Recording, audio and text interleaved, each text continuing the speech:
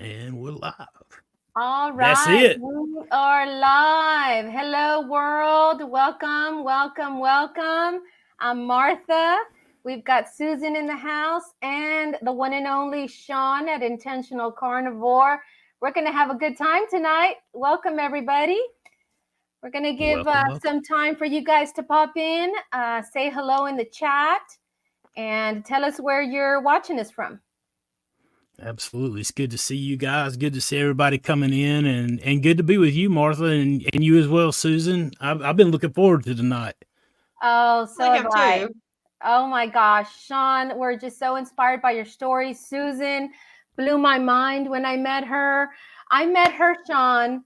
I sent her a message when I saw her interview, and I was Martha like, was my first stalker. yes, probably. And I messaged her and I'm like, I have to meet you.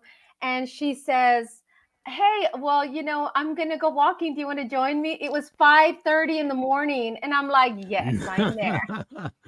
So we met each Nice. other in the dark. Well, you remember how we met in the group? I ain't gonna Oh, out you in the group, but I went back. I tried to find some of Susan and I met in Carnivore Quest Mm-hmm. community on Facebook and been chatting. The oldest messages I could find, where we were encouraging each other was back in I think June or July last year, It's a been, year and it's a been wow. a half while. ago.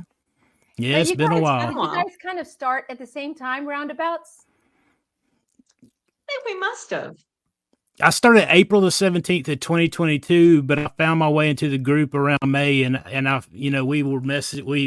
been talking in the group since around that time. So it's been pretty interesting. It was a Awesome. bond. That's right. Kindred spirits. Yeah, Hello, Tracy. absolutely. Welcome. Hello, I am Jazzy Jude. Hello, Barbara Turner from Red Springs. Oh, hey, North Barbara. Carolina. Yeah, a Franklin lot of folks that was Morrow. in the group Hello with from us. Rockingham, North Carolina. Hey, we've got a rock star, Limitless Lindy. Lindy. Hey, Lindy, Lindy, She's I what's have up, so my seen you in friend? awesome. the videos. She is You're awesome. you're amazing. You're doing so amazing. You're a legend, baby. Yes. Yes, good to see you. Carnivore, my buddy Tracy Steve, Tracy. Kinville. Good to Hello, see you hello. guys. Carney Vlog from Ohio. What's up? Awesome. Give you guys some moments to come on in. Hello, Bama J from Alabama. Hey, Bama, good to see you. Cheryl. Hey, with Wisconsin in the house. Hi, Cheryl. Welcome. Awesome. We're going to have a good time. Absolutely. How are you guys tonight? I should have asked that. Susan, Martha, you guys doing all right? Doing awesome. I'm so blessed. And I'm the baby carnivore of the group. So I'm excited about that because I'm still learning. So I'm gonna have questions for you guys. So I'm only, let's see, I started May 29th. So June, July, August, September, October. So about 5 months. So, Nice. That's awesome. down 34 pounds. I'm not walking 15 miles a day like Susan, but All I'm gonna right. get there, Susan. I promise. All I'm gonna get there. We all trying to keep up with Susan. She's putting I'm us all to telling you. shame. She's getting enough steps for all of us. I know. Kelly Hogan gets so excited when she walks as much as Susan. Did you see she called me out one day with her 36,000 steps? Yeah. So I went out that day and did 20 miles. Yes. 20 miles She in one messaged day. me.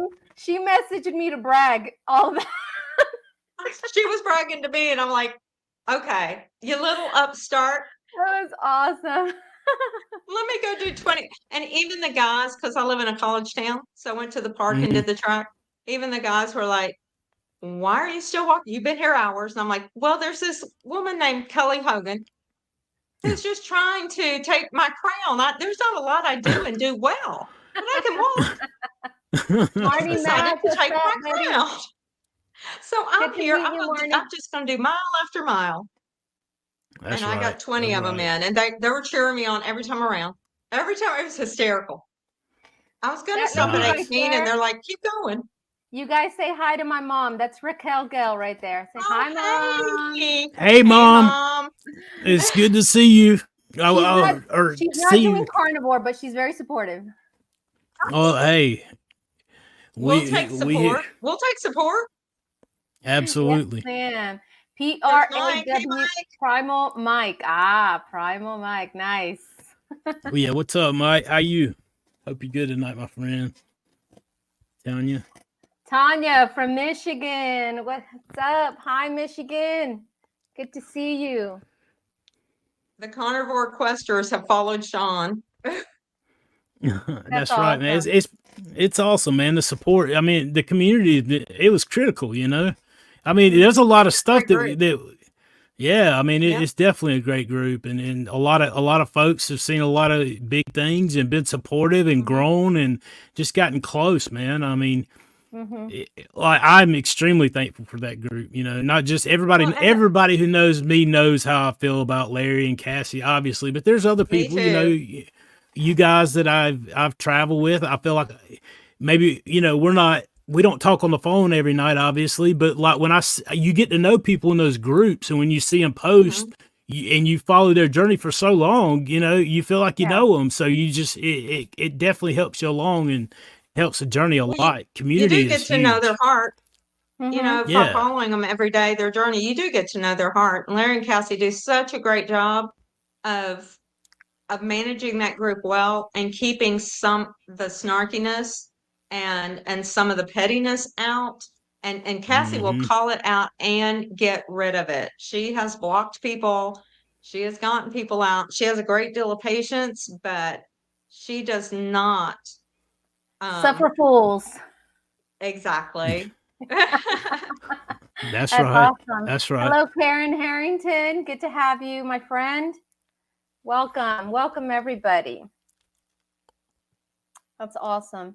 So I'm so excited that we could all get together. We've been talking about this for a while, about getting together, and this is the first time that I'm meeting Shawn, even though we had talked previously, but this is the first time I get to meet Shawn, and just honored to know both of you. Susan has, and I love what you were talking about. You guys were talking about the community, because Susan, from the moment that I met her, I mean, she texts me every week and she's cheering me on when I'm walking and when I'm exercising, when I'm, doing my thing, and which is awesome because she's the only one in my life doing carnivore. The only. Oh, wow. There's no one else. I'm the youngest of 7, okay? And, and I'm the only one doing carnivore. So, but they're all very supportive of me, but and a child shall lead them. There you go. But that's right. My sister Sandy does do ketovore, so she's, but she's kind of like been a little in and out. But everybody's been so supportive, and I appreciate that. But I really appreciate Susan, who's been, texting me every week, and we text each other and encourage each other and learning from her. And so it pushes me every time I see Susan going on her walks and posting photos and stuff. It inspires me, and I'm like, I have to get out there. Susan's going out there 15 miles a day. Like, I have to get at least 3, 5. Girl, something. You are hardcore. She wears a weighted vest. Weighted vest. What is that, 40 pounds? No, it's 20. I don't care. 20. That's a lot. It's been good. It's been good. So absolutely. Yeah, you got to have those encouragement, those friends. I mean, God knows what you have need of, and He will place these people in your life at the right times that help you get to where you guys can help each other get to where you want to be. That we're not designed to do life alone. I mean, from the get go, we were designed to do life together, do life with people. Right. So, and truly, that's been the major difference for me, because I've before, when I did keto, I failed because of the carb addiction, but also because I really didn't have the community around me, and I didn't plug in. Honestly, I didn't do the effort to plug in. And this time I was like, all right, if I'm going to succeed, I have to do everything in my power to plug in with the community and keep accountable. with people that are doing it as well. And that really has made all the difference this It time. helps because they help carry the load for you. It Yeah. really does help. Mhm. Yeah. Oh, absolutely. I mean, do it anytime you find yourself isolating and moving more inward and away from people. That should be your first red flag that something's got to change. Right. I think, and that applies across the board. I see a lot of the same principles, in different areas of life. The thing is, you just mind your own business, you stick to yourself, you do your own thing. And I mean, I understand why, in the way things are, we would be moving to that direction. However, we take it like we do everything else to the extreme and isolate ourselves to the point to where, you get singled out and taken out. And that's kind of, I thought, as a society, we defeat ourselves so much doing that. Mm-hmm. When you leave the herd, that's a bad thing. Oh, the enemy loves a lonely traveler. Yes. Oh, It's so You get picked absolutely. off. You're easy pickings. Yep. That's Oh, yeah. awesome. That's awesome. Well, I am so excited because I know that sometimes we live in this carnivore bubble because, Mhm. we think everyone has heard your story, Susan, because when Susan came on, she had like over 100,000, views in that interview. And Shawn, you blew up when you came out with your story. It seemed like it was overnight. It was incredible. Yeah. And but because it just inspires, your stories just inspire so many people. And so sometimes in the carnivore bubble, it can seem like the whole world has heard our story already, and it's not true. There's so many people that have no idea that people actually can eat this way, because I still get bewildered looks when I tell them I eat only meat. They're like, really? They're like, they have no idea. So I'm so excited to be able to um, share your stories and to hear them all over again, because I feel like I learn something new every single time. So thank you Mm. so much, you guys, for being here today with us and to have this conversation. We want more people to know about this way of eating, because it hasn't just been a weight loss program. This stuff has changed y'all's lives. Oh, yeah. Really 100%. gave me my life back. I would say the weight loss is one of the great benefits of it, but it's like definitely not at the top of the list. Like, it's on the list and it's pretty high up, but I don't know that it's at the very top. Right. So why don't But we it's start with nice. your story, Shawn? I really want people to, especially the people in my life. There's so many pastors and so many people in ministry, but I want everyone that has never heard who you are. I know there's a lot of carnivore community here, but there's going to be people out there that have never heard your story, Shawn.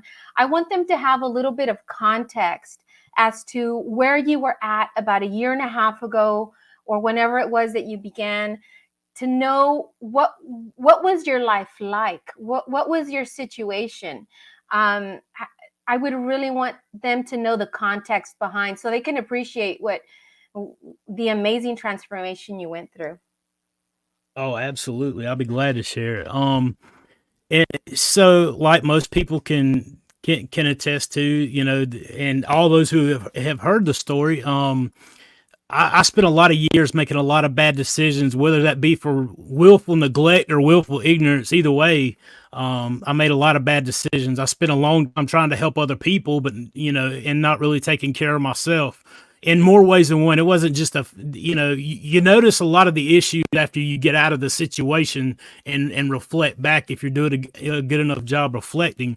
And so, I made a lot of bad decisions physically with my physical health, but also with my mental health, my emotional and spiritual health. There was just a lot of things that wasn't right and I wasn't fixing. And when you just take what comes, you end up wherever it will. There's no plan, there's no intentionality to it. There's nothing. So that's where I spent most of my life. I come to know the Lord many years ago. So it's not that I wasn't a believer. It's not that I was, out committing crimes and doing things like that. It's just, I kicked the can down the road, paying attention to the details a lot of time. Days would go by and you not realize what's going on. But I had found myself in 2019, after working in EMS for 12 years, I lost my job. I was over 450 pounds, between 400 and 450 pounds. Wow. At my biggest that I know about when I went to the doctor and was weighed, because the weights at my house, the scales at my house wouldn't go high enough to weigh how much I weighed. It just said error. And so when I went to the doctor, it said 457 pounds, and that was on, April the 17th of 2022. Were you able to walk, Shawn? I could walk very short term. I was as big around as I was tall, and once I was on my feet for about 30 seconds or more, I would start going numb around my hips and my sciatic nerve area, the hips, down the back of my legs towards the back of my knees. And if I didn't sit down once it went numb, I would just fall over because my legs would go numb. I had edema, I had sleep apnea, I had non-alcoholic fatty liver disease. I was diagnosed with type 2 diabetes. My A1C was 7, right at 7. I had sleep apnea, I had gout. I was taking 5 different medications. I was depressed, I was anxious. I probably had PTSD if I had even seen somebody to get diagnosed with something like that. Just working in EMS, in the street, in the field all the time. But long story short, I spent from 2019 until I found Carnivore and started eating this way in April of 22. Those 3 years I spent in the deepest, darkest, most cold cell of captivity that I have ever experienced in my life. Yeah, that was from Christmas of 21. So that was a little right at 2 years ago. And that's from the house. Yeah. Right around the same time frame, 457 pounds, overweight, depressed. I laid that brown couch you see with all the pillows piled up behind me there. I would lay on that couch day in, day out. I would sleep all night, wake up, take a nap all day. I was, just captivated by this play in my life, and I would question God, and I would wonder, I didn't want to live. I didn't want to wake up. I had gotten to that point. I have a wonderful wife. I've been married for a little over 21 years to the same beautiful woman. I've got a 15-year-old son and a 12-year-old daughter. And I have an amazing family. But listen, I was in a place where my perception was off. I didn't realize how I got there. I had no earthly idea how to get out. I couldn't walk less or walk more and eat less. I couldn't do any of those things. I hadn't worked in 3 years. I couldn't afford to get on some program or order my meals. I couldn't see a way out. I was, some people call it a rut. Some people, that's nothing but the graves with the ends knocked out. That's what a rut is, a ditch. And I didn't see a way out, and I was losing hope. And if I had been able to explain to my wife and my children, a reason for why I wasn't going to be here, I probably wouldn't be here to have this conversation. I thought about dying every single day. And then one day, I come across a conversation with Joe Rogan and Rhonda Patrick, because I would lay there and listen to YouTube. And I heard them talking about this carnivore diet, and neither one of them are necessarily for it, but it did put the thought in my head. And a few days later, I remember just laying there and I talked to God. I don't know how y'all talk to God. I'll get real spiritual for a second with y'all. All right. Like I talked to God. I talk to God like I am talking to my best friend. Like I don't, it's not always the big words. It's not always 3 points in a poem. It's not like some perfectly crafted letter. We might just, I might just say, God help me. I don't know what to say. I don't know what to do. So that's where I carried that through this time. Sometimes what me and God would talk about, I wouldn't repeat in front of anybody because it doesn't bear repeating. but I talked to God about everything. And so I would lay there and question, why I was where I was. And a lot of people could tell you that the most miserable people in life is not the person who has no idea about God. It's the person who knows God and is out of the will of he has planned for them in their life. That's the most miserable person on earth. And that's where, I believe I found myself.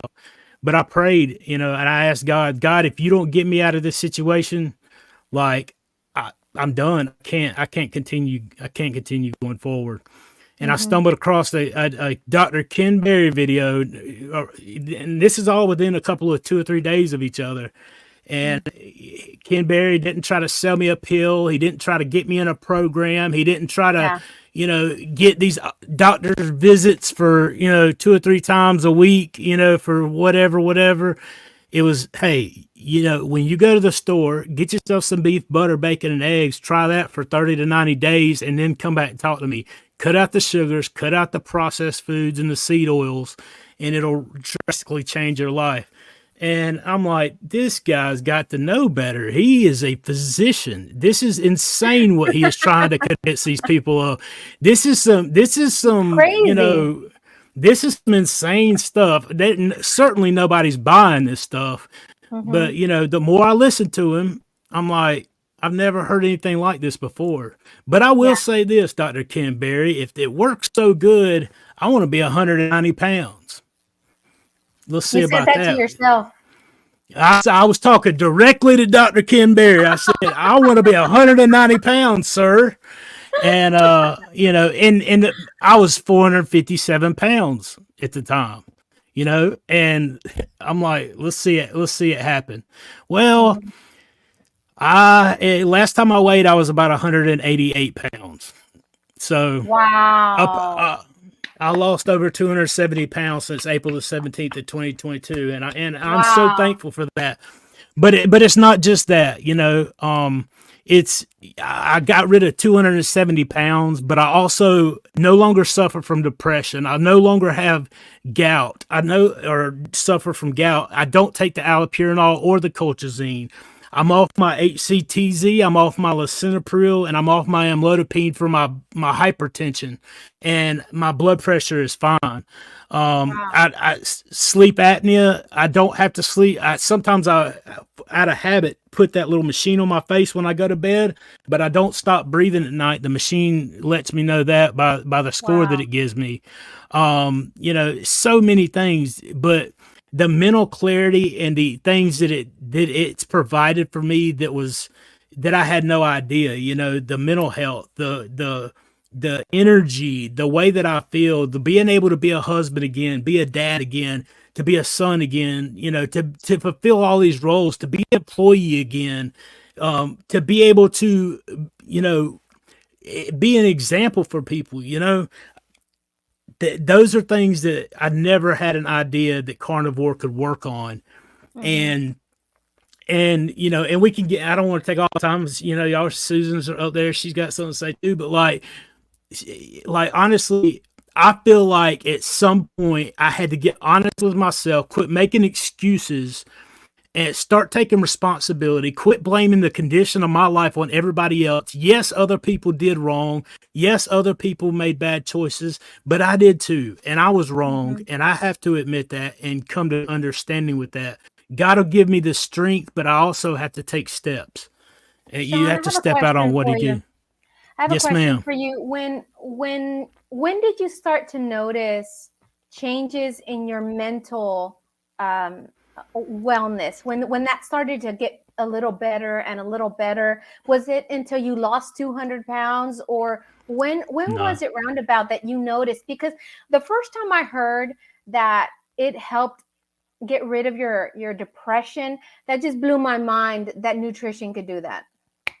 Oh, absolutely. Well, and so you're I can't go back to a specific day. I started April the 17th of 2022, and I have to put it in relation to other things. And I started walking in July. I started beef, butter, bacon, and eggs in June. And that's kind of during that time period, I had spent 3 years not wanting to wake up the next morning. Like in just this captivated, dark, you know, insane situation, in a prison in my mind, you know. Uh, I heard somebody say a quote this week, and I wrote it down because I wanted to. It says we're often in captivity with mental bars instead of metal bars, and I was like, that's exactly right. Those mental bars. I think that's the state of the world today, Shawn, of so many people. And we convince ourselves that there's no way out, that we have to stay that way, that there's no changing, or if there is changing, it can't be for us because that's too good to be for us. And so, like, it was probably about a month and a half, 2 months, right in that time period. I would go out and sit on the swing every once in a while, with my wife. And I just remember, man, it's been a while. It's been long enough for me to notice that I haven't wanted to take my own life.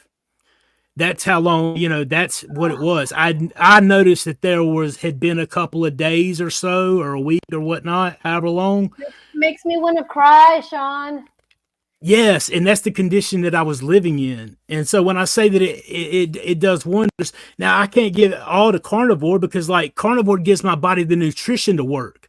It gives my body the proper nutrients for my body to function physically correctly. What Carnivore can't do, Carnivore can't erase the memories that are etched into my brain. Carnivore can't erase the decisions that I made that were wrong and hurt other people. They can't do anything with all of those things, So that's where I have to tie my faith in. So Carnivore gives me physically what I need to function properly. And my relationship with God speaks to those situations of depression and hopelessness and hope and focus and how to interact with people, how to love me, because that's one big thing that you gotta come to grips with. How you love you is going to be directly reflected in how you love other people. It shows the world how you view love. And the reason we can't show ourselves love, we spend so much time figuring out how to get love. We don't understand how to give love. And when we can't give love, we can't give love to ourselves, and we can't help ourselves get out of that situation. But at the end of the day, God is love. So it's all intertwined. No God, no love. No love you, no love anybody else. But when you love you can love everybody else, and then you can love everybody else as yourself.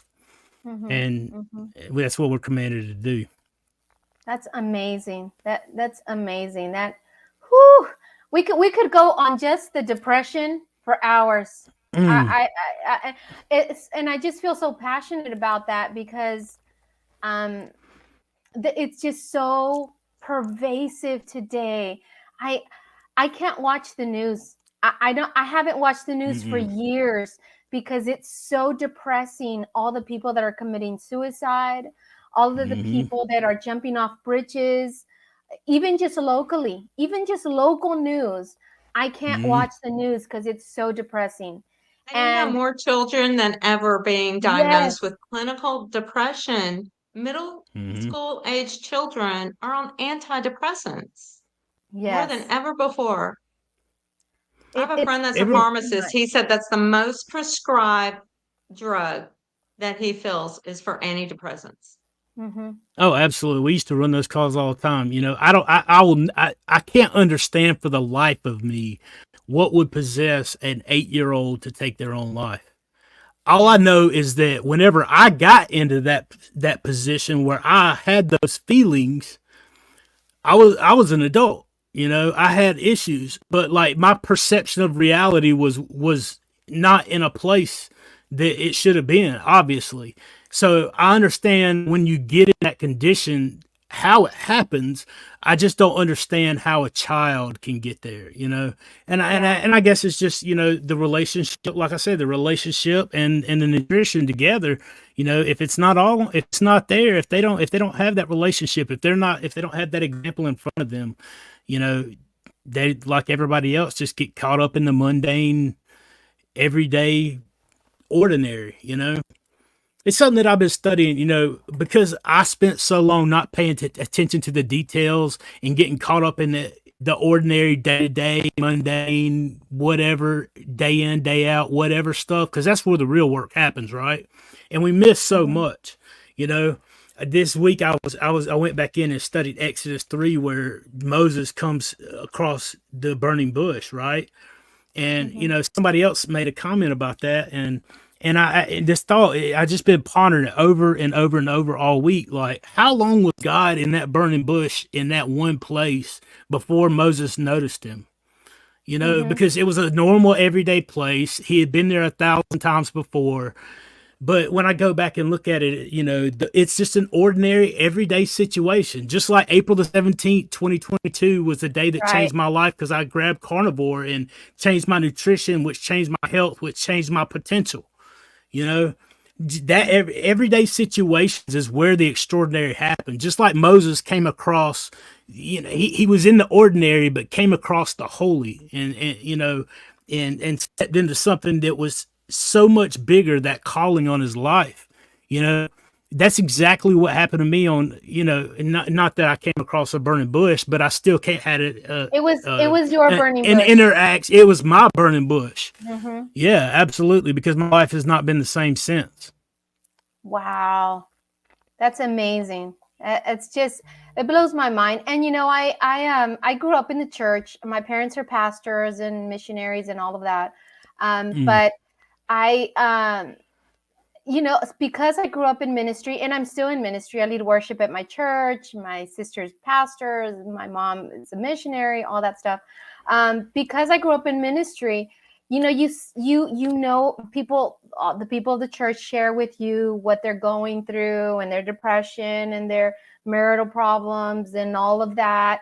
And this issue of depression keeps coming up and keeps coming up and keeps coming up. And mhm. at some point, you're like, okay, there's a spiritual aspect to this, but it blew my mind to know that nutrition could really play such a big role as well. And I know it did that for you as well, Susan.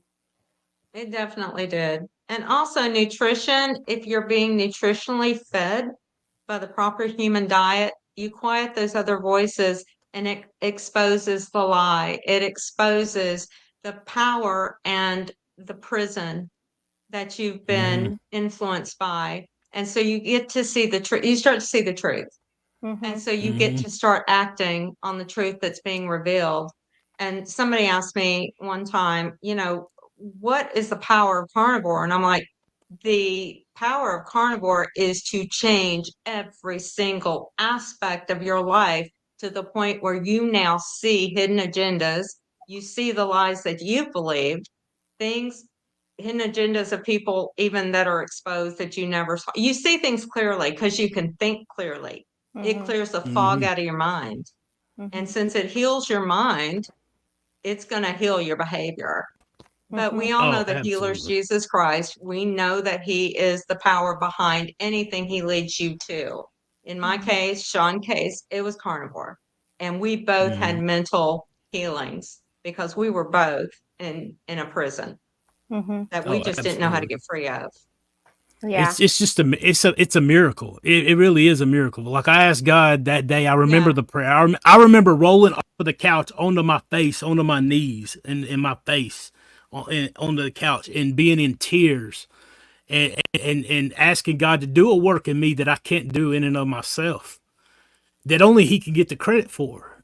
And I Yeah. look back from that day to this day, and I have to say that He answered that prayer. Like, there's no other way to explain it. I didn't just reverse type 2 diabetes and eliminate non-alcoholic fatty liver disease, get off of 5 different medications, become employed, get rid of sleep apnea. I started a YouTube channel. I've been able to reach out to thousands of people. I've been able to share this way with my wife, who eats this way, with my brother and my sister-in-law, with my mom. There's other people out there, and there's no telling who has come in contact my way that I've been able to have some kind of influence or some kind of word to, that they may have just carried the word and gave it to somebody else that I had no contact with at all. And the Mm-hmm. glory gets to go to God for all that, man, because I could have never imagined doing this a year and a half ago. Even being here, sitting here talking with you guys, I would have been like, nah, I think I'm good, just laid on the couch and whatever. But God's got Right. plans. He's also got a sense of humor, because Mm-hmm. the whole public speaking thing sometimes. But It's good, man. God's doing marvelous and miraculous things. Amazing. Susan, hey, did you see the Carnivore Quest video, Larry? It popped in my mind when you said something about miracles earlier. He actually is testifying on his video tonight too, that he put out earlier today, about being sober 9 years today, and Wow. God taking that away from him. So it's That's so awesome. much, man. That's awesome. Wow. Well, Susan, your testimony is amazing too, your story, because you actually didn't share your whole story in your interview. And I didn't put your whole story either, because you went through a lot with your husband. When when her husband got sick, he got really sick. And really it was difficult. And I know it's difficult for Susan to talk about, but she had to, she walked that with him every day, and healing his wounds, but he was not well, which caused you a lot of distress, Susan. Whatever you feel like sharing, I want you to share your story, Susan. Well, I have to share that because when he died after a 16-month illness, I was ready to die too. And just the emotional trauma of his death. I mean, we had been married almost 40 years. I'd married him when I was 18. He was my life. He was just my life. And one day, we never, I don't know that I've ever said this, we never had a diagnosis. We never know, I've never known what he died of. I still don't. People had wanted me to have an autopsy, and he suffered so badly, I couldn't do that. And so, it started off with ocular strokes. Shawn, I'm sure you know what ocular strokes are. I didn't know what those were, but he lost his sight. He had strokes in his eyes. They literally burned out his optic disc and his optic nerves. There was not going to be anything to bring sight back. What I didn't know is after strokes, there's a very high chance of vascular dementia. Nobody told me about that. So then we had the dementia, but the ocular stroke started a domino effect in his body, where the next symptom was he could not move his legs. So he had no movement from the waist down. Then he could not move his arms. So we had to start lifting him. He couldn't see, couldn't move his arms, couldn't move his legs. And then his body started to rot to the point where they had to bring me a suction machine to get all the stuff out of his throat, the rot out of his throat, so he could absorb the hospice meds. And so it's suctioning rot out of his throat, and his esophagus had rotted, is what had happened. And it came up like sawdust. And so I was trying to keep his throat clear.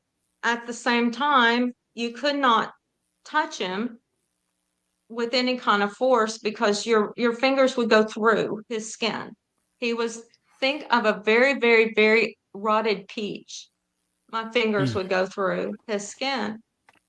And he lingered. He still lingered in tremendous pain. Hospice meds, Shawn, they weren't touching his pain. It was horrible. And he got where he didn't know who I was, and where he lived in a dream world, and because nothing was no reality with dementia. And toward the end, and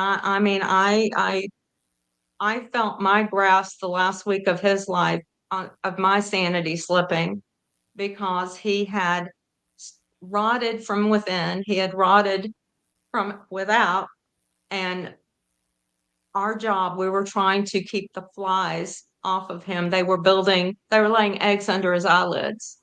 We were trying to keep that from happening. And somebody asked me I know they're curious, but they were like, lots of people have lost their spouse. What makes your case so special? Why were you so long to recover? Why were you so brought into that kind of depression by it? And I'm like, well, let me tell you. So no, there's a reason. There's a reason I had severe PTSD after he died, because he had, with dementia, he forgot he couldn't move. He'd sling himself out of the bed and fall Mm. onto the ground, hit the furniture on the way down, which would just bust open more wounds. I'd have to lift him, try to get him back in the bed, and repeat, sometimes 20 times a day. And so you couldn't leave him. Every now and then he would regain use of his legs and then look out, because his dementia thought he was a ball player. He thought he had to get to work. He thought he had doused the house with lighter fluid and it was about to go on fire. I mean, it was nonstop. I didn't sleep. He was on a medication schedule of every hour and a half. So I didn't sleep. And so it was painful. This was the love of my life. I had been married to him since I was 18. You don't want to watch even your worst enemy go through that. No. So I will say that last night, a few hours before he died, because hospice had checked on him that day, and he was in our home. Me and my son cared for him. Hospice would show up twice a week. And so we were doing everything. And a few hours before he actually did pass away, his heart just would not stop. We had no diagnosis, but he had the strongest heart. Even hospice would come in and say, we don't know why he's here. We don't know what's wrong, and we don't know why he's still here.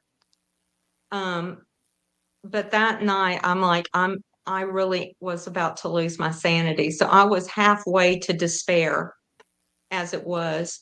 And it would be just about 6 hours later, 5-6 hours later, that he would pass away. And my first reaction was relief, because I couldn't take his pain anymore. And there was no way to help. And there was no relief, even through hospice meds. And so I was just relieved. And then the next day, hospice came to pick up all of the medical furniture, and the beds, the oxygen tanks, the suction machines. Our whole room was a sick bay. And so when all of that was removed, and I got basically my bedroom back that night, I realized I couldn't sleep.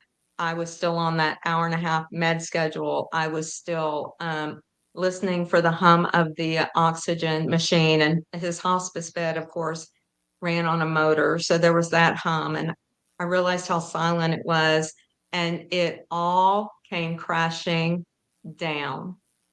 It just hit me like somebody had physically beaten me. And I can't even tell you, it was like somebody threw despair on me, and it was suffocating me, and I could not get out from under it. And there, of course, was a lot of other things, but that was the catalyst for me this last time, to where I didn't want to live. I was like Shawn, and I begging God to let me die. I can't do this. I don't want to do this. I didn't even have a will to do it. And so I feel like I had done what I was meant to do. I helped my husband. He had begged me in the beginning never to send him to a home or anything. When he first started getting sick, he knew he was going to get very sick. And I said, we won't do that. We would never do that. We cared for my parents in my home for 2.5 years. They died 9 days apart. The day my husband got sick was the day of my dad's funeral. I went from them to my husband. So it was a couple of years of that. So when people say, why was your grief so bad? Well, that's why. Yeah. It was like being in a war zone every single moment of every single day. And so I would, of course, then we had to settle an estate. There are things to be done when somebody dies. There are tons of decisions to be made. I was in no mental state to make them, but there was nobody to help me. They had to be made. Life had to go on, unfortunately, because God was not taking me home. And so I tried to get on with just doing what I had to do and having no sanity really or clarity of mind to do it. And so a lot of decisions got made that I came to regret and had to undo what I could. And so I would talk about PTSD as the only thing I can call it. I would go out and try to get things transferred, titles transferred, all of that stuff. And I would look up and not know where I was. Not I remember being at the courthouse, not knowing where I was. I went to the bank to get his name taken off our mortgage, my name put on my mortgage, which they make you do all these hoops. You'd think a lawyer does that. Our lawyer did not do that. I had to take death certificates all over town. And I was at the bank and they asked what I was there for, and I told them. And she looked up in the computer and she said, "Are you sure your mortgage is here?" And I'm like, and I looked up and I said, "Where am I?" I truly had no idea where I was. I was at the wrong bank. I was at a bank I didn't even bank at. And I mean, I just had, and I knew then I need to go home. And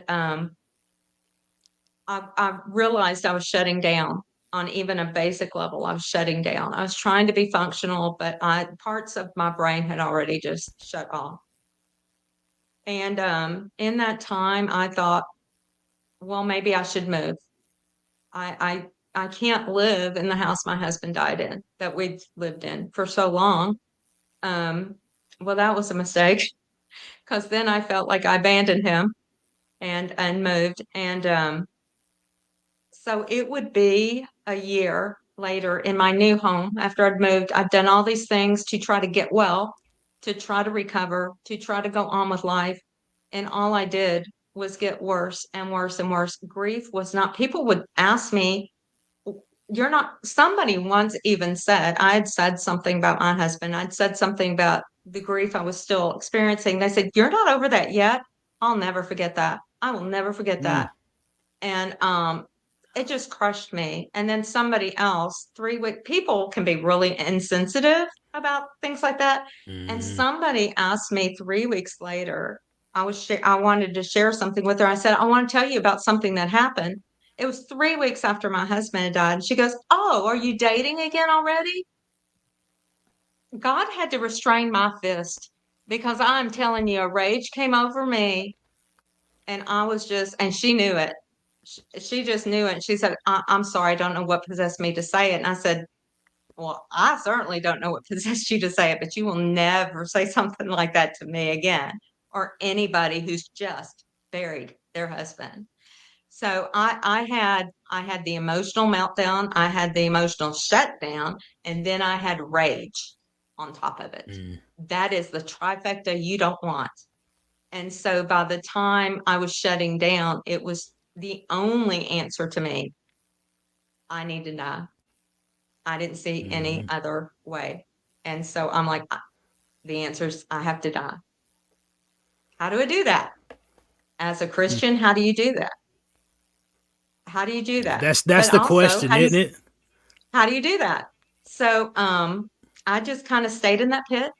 And one day I was just crying out to the Lord because I saw I'd done all these things to try to heal. Nothing was helping. It was getting worse, in fact. And I just had a vision, Martha. This is usually where everybody starts the testimony because it's the beginning of my carnivore journey. I had a vision of I had gone up to 315 pounds. So I was just I was drinking a lot and living on frozen pizza. That was my life. My whole freezer was full of frozen pizzas, not even the good ones. And my pantry is stocked with wine. That's what I lived on.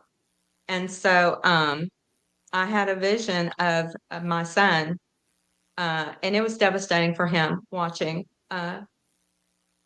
his dad also because my son had lost 5 children. And so he had some brokenness. He had some sadness in his life and some things he had been healing from himself. And so when I saw that vision of him having to take care of me the way we took care of his dad, and it crushed me. It reached me where nothing else was going to reach me. And I cried out to God and I said, I don't want that to happen. Would you just take me home so that doesn't happen? And I don't want that for him. And then I got to thinking about him, my son watching me being lowered in the ground or cremated, and I he shouldn't have to experience that. And I said, Lord, what can I do? I'd do anything to keep this from happening to him. I didn't care about me, but I cared about him. And he became my wife. And I'll never forget, I heard the voice of God. I may have heard the voice of God 2 to 3 times in my life total. And I heard that voice that day say, I've got a plan for that. I'll never forget it. I'll never forget it. And I'll never forget it, the way it was said, because in that moment, life came in to my heart, light came into my mind, and I had hope for the first time in so long. And and what's so funny about that is I experienced that, but nothing changed really on the outside. I didn't know what to do. I still didn't know what to do. It was And like this is a where small little flame of hope. it's all I needed. It's all I needed. And that's all I could take that day. I couldn't have taken the plan that day because the plan ended up being, insane, carnivore. So I couldn't have taken more. But that day, it was a week later, I guess. My sister was having some health issues, and she just out of the blue said, I've been really thinking about doing keto. We had done Atkins before and felt really good on it. So she said, I think I'm going to go back and low carb it. And just September 1st. It was September 1st. She said, September 1st, I'm gonna go keto. She said, just so you know. And I said, well, I'll do that. I'll do that with you. Which was crazy. It was an impulse. I'll do that with you. And I knew when I said it, that's the plan. Oh, that's the plan. You're very sneaky, God. You got such a sense of humor. That's the plan. Okay, well, we can do this. That's And I was right. feeling pretty good about it until I took her walking and she fell and broke 3 bones in her back. So Oh, She took her walking the same place you took me walking, Shawn. no, no, I took her to a different trail. Okay. it was a test. It was. So she had to go to rehab and hospital. It'd be a year for her. The bad thing is, a month ago she fell again, and so we're back. We're right back to where we were 2 years ago. But obviously, hospitals, rehab, that's not conducive to doing anything low carb when they're giving you their food. So even when she came home, and she said, I can't really do keto right now. And she couldn't stand to prepare her own meals. She couldn't cook for herself. So I said, that's okay. You just get well and I'll carry on. I'll go on. Because I knew just even in that week, things had changed. I had quick results on keto. I had quick results, weight loss results. And I just knew that this was working. I knew it was something God had planned for me. Susan, And Susan, about 5 months, Susan, when did you feel like your PTSD started to come down? that happened on carnivore. And I mean, it happened quick on carnivore because I was Okay. still struggling on keto with trigger foods and with Yes. all these keto type Yes. foods, that mimicked a standard American diet. To Yes. me, it was like The keto I don't. treats. Yes, the keto cookies, the keto ice cream, all of those things just drove me crazy. And I did keto clean and strict, and I never had a cheat. And so those things bugged me. But it also bugged me that I couldn't have them. So it was still something I had maybe an emotional attachment to. So 5 months of keto, and I would have kept doing it the rest of my life. I really didn't get a word from God again until I saw um, Ken Berry. And just like Shawn, I ran across Dr. Berry talking about, and it was a 70-day challenge, carnivore challenge. And I'm like, let me listen. And then, of course, that exposed me to Dr. Chafee, who told, we all know his tagline, plants are trying to kill you. We all know that. And really, I had severe IBS and gastro issues. Plants really did try to kill me. And so I'm like, okay, anybody, which was one of the problems on keto. There were so many vegetables involved. I mean, that was the bulk of keto. If you're doing clean keto, 6 ounces of protein, 10 cups of vegetables. It was a nightmare for my IBS. But I had enough other things getting better. That keto was worth it, and I was dropping weight crazy. But then after the Dr. Barry video, I heard that voice again, and I'm like, that is crazy. And then I heard I the thought the voice, yeah, same and that's thing. what you're I doing thought it was next. crazy. Yeah. And then to Mhm. hear the voice, yeah, you're doing that next. And I knew it. I knew it. And that was Mhm. February 1st, 2022. Then in just a few months, I will be in carnivore 2 years. Have my 2-year carniversary. But I knew it. I had an inner conviction and I knew it. And so I started day one and no weight loss. It was everything stopped. Everything stopped. But 3 weeks in, that mental clarity came, that fog, that dark cloud, that Yeah. despair. Just it's like somebody came in and blew it away from me. Wow. It's Just, it's just like going from keto to carnivore.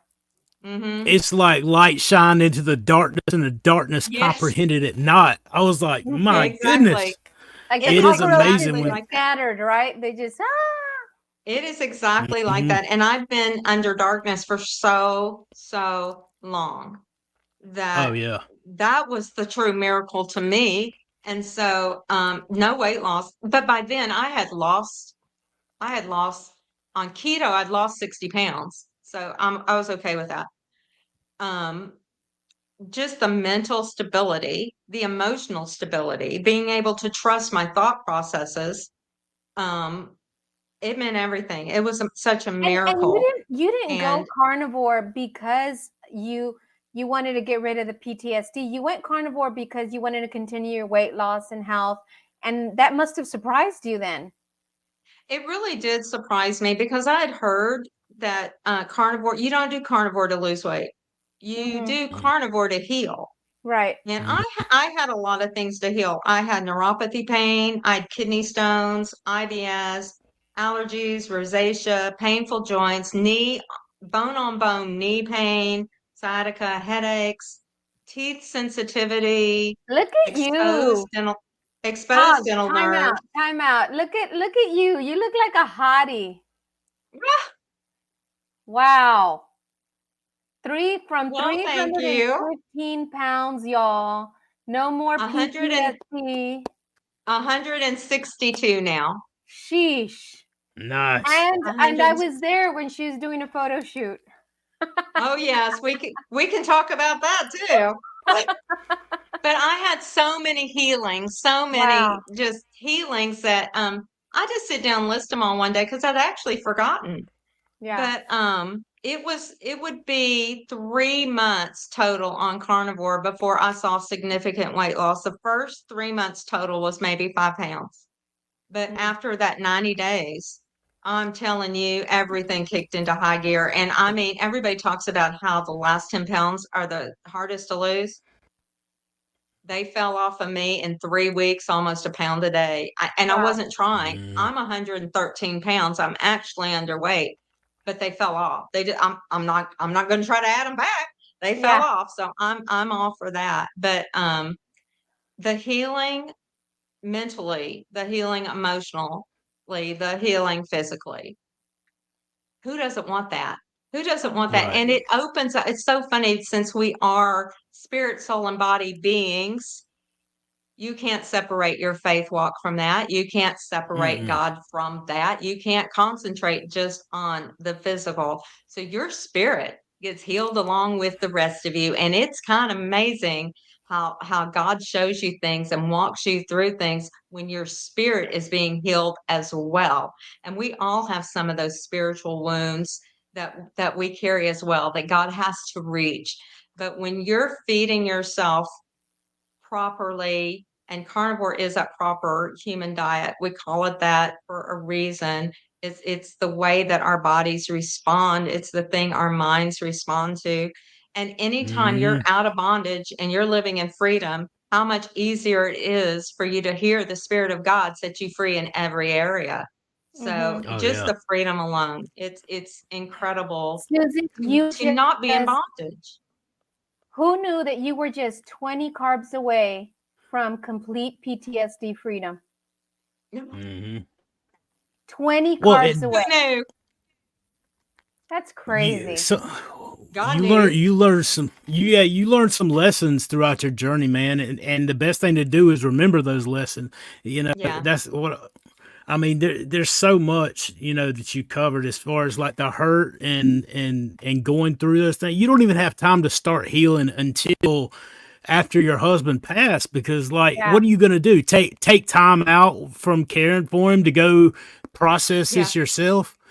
I mean, that takes a while. There's a lot that goes into that, and regardless of what gets you to that point, you're still dealing with your own stress plus the physical and everything from that whole situation. It just takes time, and like you got to And not process just that, that. you feel like you have to pretend that everything's okay because people don't know how to respond to a grieving person.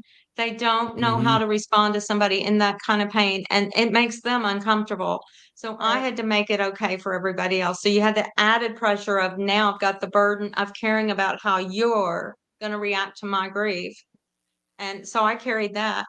And it did get where I didn't want to be around anybody because I didn't want to make them okay when I wasn't Mm-hmm. okay. And I also didn't want to strike out at anybody, which I could have very easily done. I mean, I didn't have a lot of patience to be kind at that point when I felt like I needed so much grace myself. Mm-hmm. And yet I was in the very uncomfortable position of giving grace to everybody else. And so Mm-hmm. that was a whole nother wounded area that had to heal, that God had to bring me through those wounds.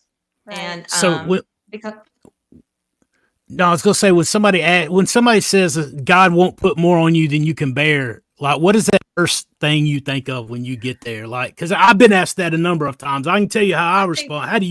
How do I you think feel about that's that? not Like, true. It's completely not true because that's not what that verse means, first of all. And God will not that's put on right. you more than He can bear. Come And on, come on, come on. since He lives in our hearts, and let me just tell you, He My takes yoke you through. is easy And my Yeah, and burden my is light. burden is is light. light. Yeah, Mm, exactly, exactly. So I've even had to relearn some things recently when I start having some old patterns of thinking. I always mm-hmm, stop and go, what are you feeling? And what are you thinking about? Are you trying to do God's job now? Are you trying mm, to run away from something He wants to do? Are you running ahead of Him? Are you doing things out of His timing? Are you trying to do something you're not meant to do in this time? And I mean, just stop. Just stop. And since I was completely delivered from anxiety, when those anxious thoughts come, I know it's something that I'm doing that God wants me to address. And we've had a lot of that this week of just, He took me back through a lot of woundedness that I mm-hmm, had in childhood that I had actually forgotten. And a lot of rage came through that and just stayed with me through my life. But also it was something I never learned really to cope well with. So it was always going to keep coming back if I didn't learn to deal with it. But I could not learn to mm-hmm, deal with it till my body got healthy enough to know, and my brain got healthy enough to know, okay, these things need to be addressed now. You're in a good mm-hmm, enough place physically, emotionally, and mentally to deal with these things spiritually, these wounds that you've had from childhood, these wounds that you've had from other people, these wounds that you've had after even growing up. We were talking. My sister is so great because from cradle to grave, your siblings know you, and she does know me. And we were talking this week. She asked me a question that kept me on my knees for 2 days, and I was just crying. And I'm not going to go into it because it was quite a bit of. It was probably the last bit of healing and deliverance I needed, but it had to be spiritual. But I had to get the other things straight to even recognize that work mm-hmm. needed to be done. So, Mhm. I mean, Paul wouldn't I even will judge all himself. Yeah, I will always say Jesus Christ, my healer first. The fact that he Mm-hmm. chose carnivore, I will be forever, ever grateful. And I say all the time, Mm-hmm. carnivore loads the gun, our faith pulls the trigger, God puts the weapon in our hand. I mean, Yes, Mm-hmm. that's so good. I just don't separate my faith from carnivore because I know this one thing to be true. Without it, I'd be dead now. I would not be Mm-hmm. here. I know it as well as I know I'm Yeah. sitting here today. I would not be here. So I know what I've walked through. I know what God has brought me through, and I know He used carnivore to do it. And I He's know faithful. spiritually what He's bringing me into, Mm-hmm. and He's doing that work. Susan, So, Barbara Turner wants to know, did you go straight meat only? hey, Barbara. When I started carnivore, I did. I mean, most people do the beef, bacon, butter, and eggs.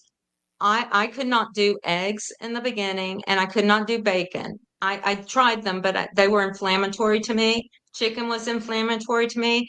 The thing I did respond to was beef, so I did lion right away. And I did strict. I never had to cheat. I never had a thought of cheating because I knew God was saving my life. And I knew I'd had that taste of freedom. I wasn't giving it up. I was never going to give it up. I watched my husband die, and I was Mm-hmm. not going to dishonor his memory by going and eating cupcake when things got hard. And so I've thought a lot about that because people have Mm, asked me to coach them, and that's when your my why, that's when your big why kicks you in the your butt. big why, you have to. Mm-hmm. And now, of course, my why is because I want to have all that God has for me, because Mm-hmm. we're in a race, and if you're still here, you have a race that only you can run, and Mm-hmm. he's running right with you, but there's That's right. something only you can do. And so I want everything that he has for me. There's a life of abundance, just at your Yeah. fingertips.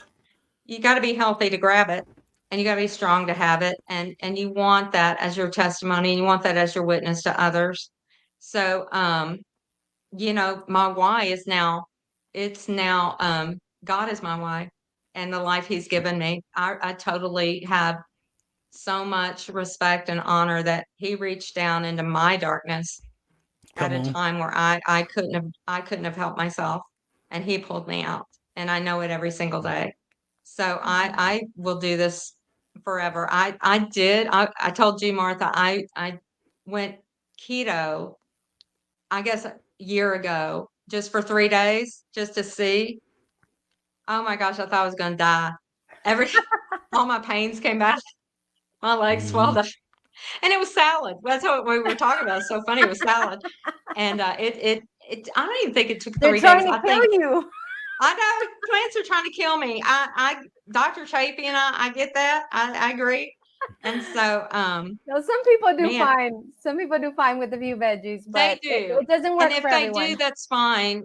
Some people do fine on dairy. I had to give up dairy, and I don't miss, I'll be honest, I don't miss it. So, I've had to do stricter maybe because I've had so many things that needed to heal, on Mm-hmm. every level. I mean, emotionally and physically, but also spiritually. I just had so much woundedness and brokenness. I was just broken. I was very nearly destroyed. And my sister said today, I really believe the devil tried to destroy you. I really That's believe. exactly what it is. Hmm. Yeah. And so you have faced more than your fair share, but God showed me the way out. God is the way out, but he also will light that way for you to continue so you never lose your way again. And I can say, thanks to carnivore, I will never lose my way again because God That's has a plan.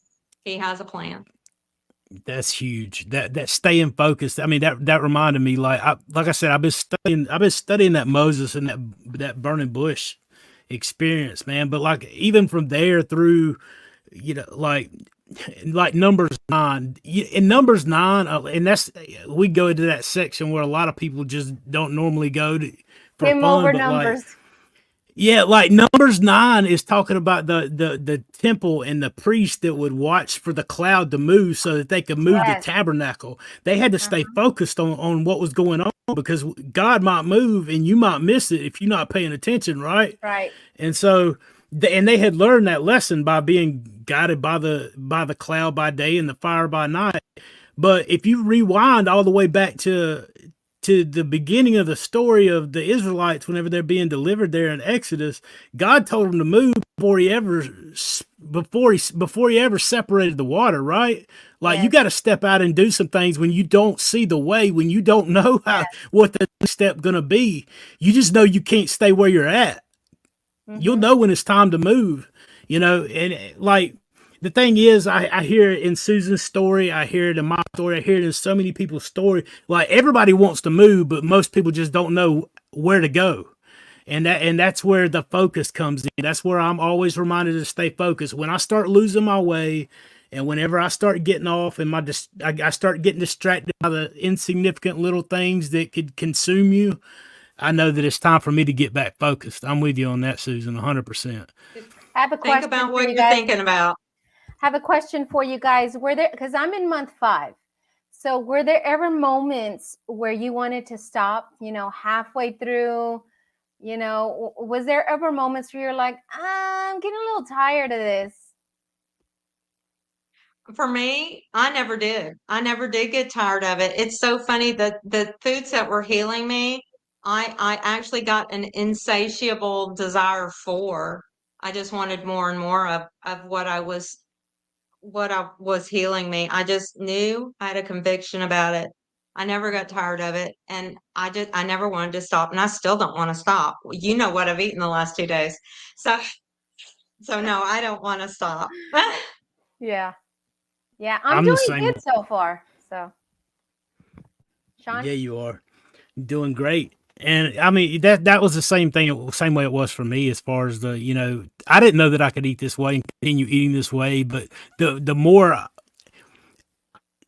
it's not just what you're eating, but it's also what you're not eating. It's like a it's like a double benefit, right? So not only are you giving your body the correct nutrition, but you're also not sabotaging it by putting the improper nutrition in. It's a twofold thing that oftentimes we don't realize. We think, well, I guess I'm going to eat the right stuff and, miss and dread or, whatever the toxic stuff that I used to eat, man. But like as soon as I started getting into my body adjusted to eating this way, it became something that like that's really all I want. And I can definitely tell a difference whenever I try to eat, change up my way of eating and add anything to it, even like adding coffee back. I Yeah. had more energy before I added the coffee back in. I'm just addicted to coffee again now, and I gotta quit it, right? Yeah, But I it's get. so I think good. I get this question asked a lot. Don't you get tired of eating meat? And if they would have asked me when I was doing keto, I would have said yes. But Hmm. now that I'm doing carnivore, I would say no, absolutely not. Cutting out all carbs really makes all the difference. It did for Oh, me. 100%. I mean, I love it, and I'm probably still mostly lying to this day. I have beef almost every day. I will add lamb now and salmon a lot because I've gotten hooked on salmon for whatever reason, but it really is day in, day out, those 3 things, and I'm quite content. But then again, I don't get my entertainment, pleasure, or fun out of food anymore. That's So right. I don't look at it that way. I every time I sit down, I always just even make the comment to myself, it's time to have nutrition now. It's time to fuel this body. It's time to feed myself what I'm supposed to have. And so I look at it as fuel and I look at it as nutrients. So since I'm not looking at it to fill some other need, I just don't have that other attachment that I'm always fighting. So, social things are no problem. Holidays are no problem because it really is your mindset. If you can get that mindset focused and straight and it's like, okay, this is just like the 10 commandments to you. You are going to walk this walk. You're not going to turn to the right or the left. God's told you which way to walk. This is the way. Hmm. Walk in it. And as long as you have your mind focused and you're pushing forward, Shawn, you know, you That's can right. do it. You can do it. You don't have to have those cheats. You don't have to have those setbacks. You don't have to have those slips. And that's why I always say too, think about what you're thinking about, because nobody just slips. You don't just fall down and a cupcake roll into your mouth. You are thinking about something before that you Right. take that action. You know, you may be thinking about, you know, gee, that was a great holiday, the way we used to celebrate and all the things. And or your mood could take a nosedive and you just want something, you know, sugary to feel better. You're feeding something else other than your body's need for nutrients. So what are you thinking about and how are you feeling? And have a strategy for those times, but at least be aware of, think about what you're thinking about, because you don't have to have those setbacks. And I will tell you, when I wrote them down. I had 17, 18 different diets. And when I was starving and when I was doing the crazy diets and I came off one day, I had a so-called slip. Um, I gained 45 pounds in 5 days. And boy, did I lose. I became suicidal at that point. And I 45 went to the pounds in doctor 5 and I had days. even told, yeah, and I told you, I went to the doctor and he gave me a prescription for diet pills and told me to join Weight Watchers. That was how he was going to fix it.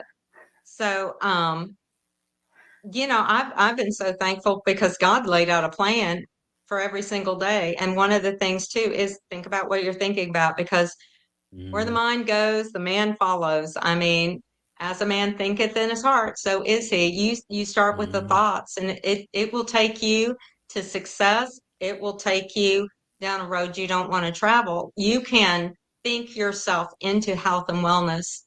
You can think yourself into the opposite. So what are you thinking about? And that's a big thing to know, that the mind is connected, the spirit is Yeah. connected, the body's connected. By the way, Absolutely. Susan, we can hear you just fine, but your image froze, FYI. I don't know if you want to pop out and pop back in again. Pop out? Okay. And Let me then pop back out. in again. Pop, pop. It How do I does pop? funny thing. There you go. Yeah. I read a quote this week too. A drowning man cannot be saved until he is utterly exhausted and ceases to make the slightest effort to save himself. Watchman Nee and the normal Christian life, like, and that's I don't know, man. That's where I thought, like, as Susan was talking about, of the abundance of the heart, the mouth speaks, and whatever's on the inside is going to come out. And so, if it's love, if it's building people up, if it's investing in others, if it's encouraging others, if it's whatever it is, it's going to come out. If it's not, if it's the opposite, then that's going to come out. You know, we speak and think and whatever. I mean, if thinking about where we wanted to be or thinking about the condition that we would like to get our lives into was not important, then we wouldn't have been instructed to transform our mind by the renewing of the spirit. Like, we have to have that transformation in our mind, you know, to make changes, you know, if that makes sense. Absolutely. Absolutely.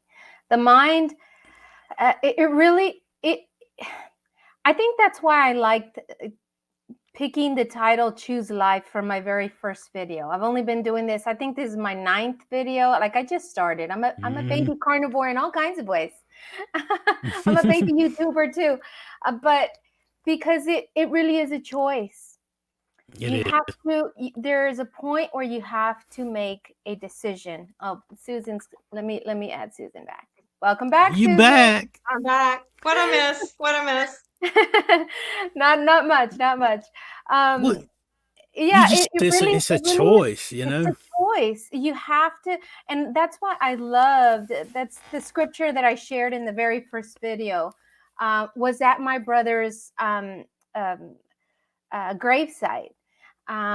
where I recorded it. And for those that don't know, so my name is Martha, and my very first video I recorded at my brother's gravesite. My brother Joey was the life of our family, and he was only 51 years old, type 2 diabetes, and died from complications of that. And we saw him suffer and go through all the difficult things that you see somebody suffer through, and he had wounds, and I was helping to heal his wounds, and it was just a very, very difficult thing. And my best friend and a musician, loved the Lord, a man of faith, a man who just loved the Lord above all things and feared God and loved people, was very generous, was one of the most generous people I ever knew during the pandemic.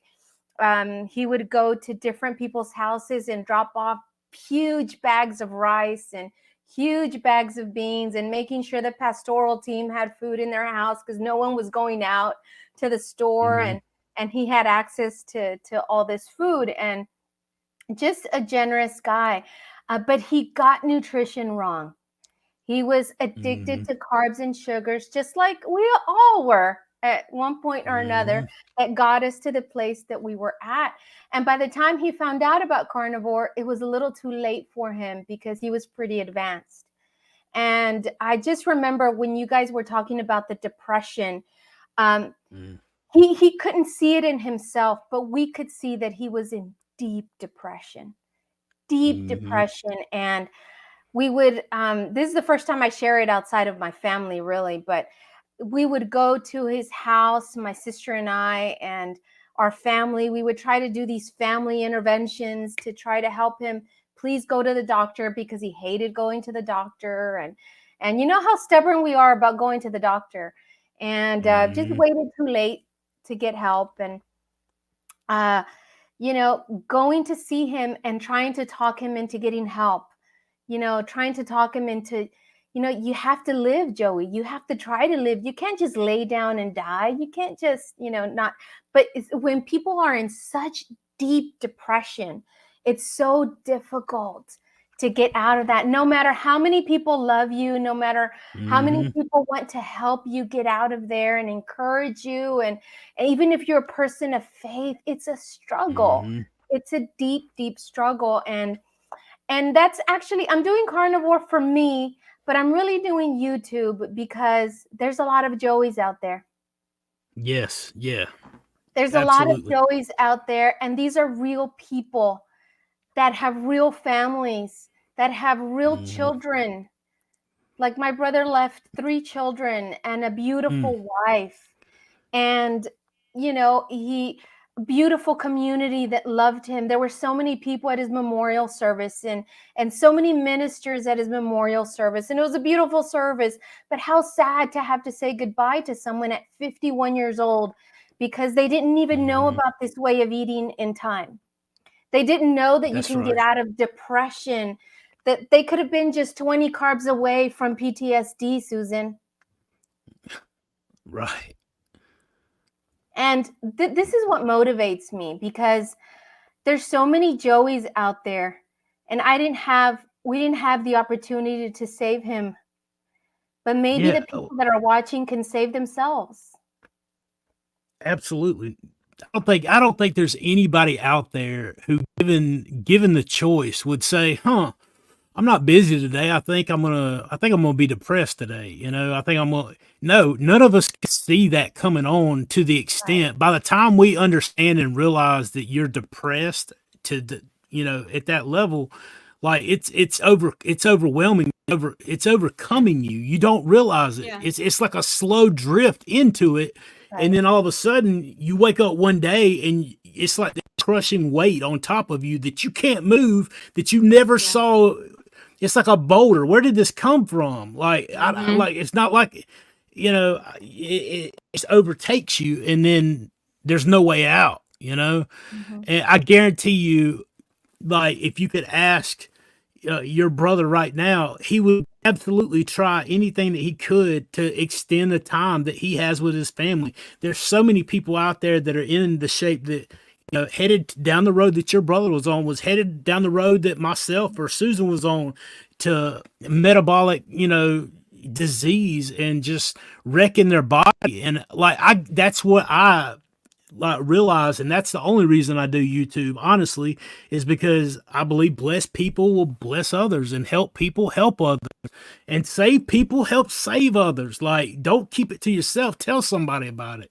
You know, there's so many people who are laying on the couch like I was for 3 years, depressed, overwhelmed, thinking that the only thing they can do is take a pill or have a surgery to get out of that depression. And it really doesn't. Just try it for 60 or 90 days, you know. Be real, be honest with yourself, you know. Don't let yourself off the hook, you know. Don't let yourself buy with the excuses that you made. That's the first thing I had to do, you know.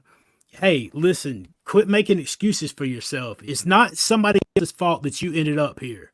Maybe you didn't know, but either way, it's your responsibility. You can't blame anyone else for where you end up. Yes, bad things happen. They happen to all of us. Things that aren't fair. Life is definitely not fair. It's never going to be fair. What we can do is get stronger, get more able, become more educated, and we can trust that our steps are ordered because the one who created us are the one ordering them. You know, I see it time after time, and you know, I'm so thankful to be given the clarity of mind and the clarity of vision to be able to see this process, see where I went wrong, and had the opportunity to do something about it, because being taken out and being over with this life was a real possibility, you know. But God, full of grace and mercy, you know, saw where I was. He didn't forget where I was. And that's why my big push even now is to be an example. You know, I feel like if I call myself a believer, which I am, I'm a Christian, and like, it's my responsibility to portray that in a correct manner. If I'm walking around here miserable, depressed, and all these things, and not displaying Christ living through my life, like, I'm saying God can save me from hell, but he can't deliver me from my addictions and my depression. No, God can, and God will. And he uses this carnivore way of eating to do it. That's how we're designed. And I'm so thankful for him showing me that. That's awesome. Let's help some people, you guys. Jake has a question. Any tips for me from the panel for someone trying to kick this lifestyle into action? Thank you all. Shawn, you want to take that? The biggest thing that I would say is, like, set yourself up for success, man. Like, just don't, if you're gonna do it, go all out. Like, don't have any plans of like regression. Just this is me, this is who I am, this is what I do. Like, that's how I had to approach it, you know. Don't get caught up in the distraction, because there's so many voices out there that say so many different things. Like, it's literally one of the easiest ways of eating. What you eat and what you do is like the easiest thing you'll ever do. It's literally eat meat when you're hungry and don't eat meat when you're not, you know. Exactly. It really is that simple. And, you know, just don't get discouraged. That'd be my biggest thing. You know, don't get distracted or get discouraged. And just because, as always, just because you fail once, or I'll say fail because you didn't fail, just because you mess up doesn't mean you're out. You don't make everything you do up to a certain point. The second you fall off, just you make a mistake, you get back on track. You don't have to, you know, glorify the mistake or broadcast the issue. Like, everybody makes mistakes. None of us are perfect. You don't have to confess. We're not. You don't need to hear your confession. Get back on. Plan. Just get a tribe, keep going. Get support. Join a group. Yeah, that's what I was going to say was, setting yourself up for success means get rid of all the junk in your house. If you're able to do that, because I know people have families and children and stuff like that. It's a different situation for each one. But it depends too. Are you fighting an addiction? I was also fighting a horrible sugar addiction. And I had been from childhood, and I realized that how strong that was in my life, and that stronghold it had over me. And so people ask me all the time, and I've thought about this, even Shawn, for you too, because you and I both had success quickly. I lost 120 pounds in 10 months. I think you lost probably that or more in 10 months. It was quick. And I know a lot of people come back at both of us and say, well, that's not happening for me. Well, I know for me, one of the reasons was I never made excuses. So I never allowed myself a cheat. I took responsibility to do this strictly, cleanly, with no cheats. I had very, very tight boundaries around me. I got rid of anything in my life that might sabotage me, including negative people. So Yeah. that's where a community comes in really Mhm. handy, Yeah. because I have heard a lot of people, their friends sabotage them, and they're like, well, I guess I need to just come off this because they're not going to let me, do this peacefully. And I'm like, you can get a whole new tribe that will support you, and a whole new life, and a whole new life will come with it anyway if you do this long enough and heal. So um, the very first thing, Shawn, you got right is set yourself up for success, because then you don't want to make excuses. You don't want to do the cheats, and you don't want to keep sliding backwards and coming back and coming. I will never forget. I talked to somebody recently who she she's she said, I kind of have gotten used to cheating, but I'm not calling it that. I'm calling it I'm failing upward because I'm not cheating like I used to cheat. And I'm like, let me ask you a question. This is why I don't coach people.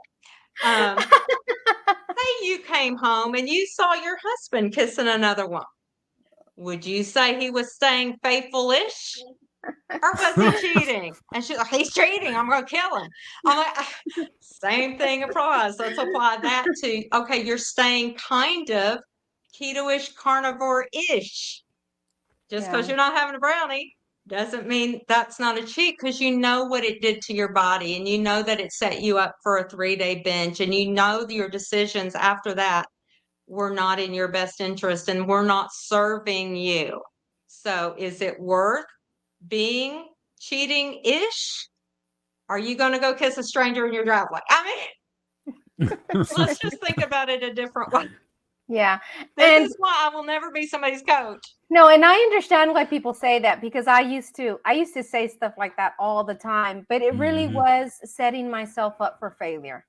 Yeah. It really And was. it does, because is, it makes it easier for you to make that excuse next time, yes, instead of stopping it and saying, no, this is not in my parameters for what serves me.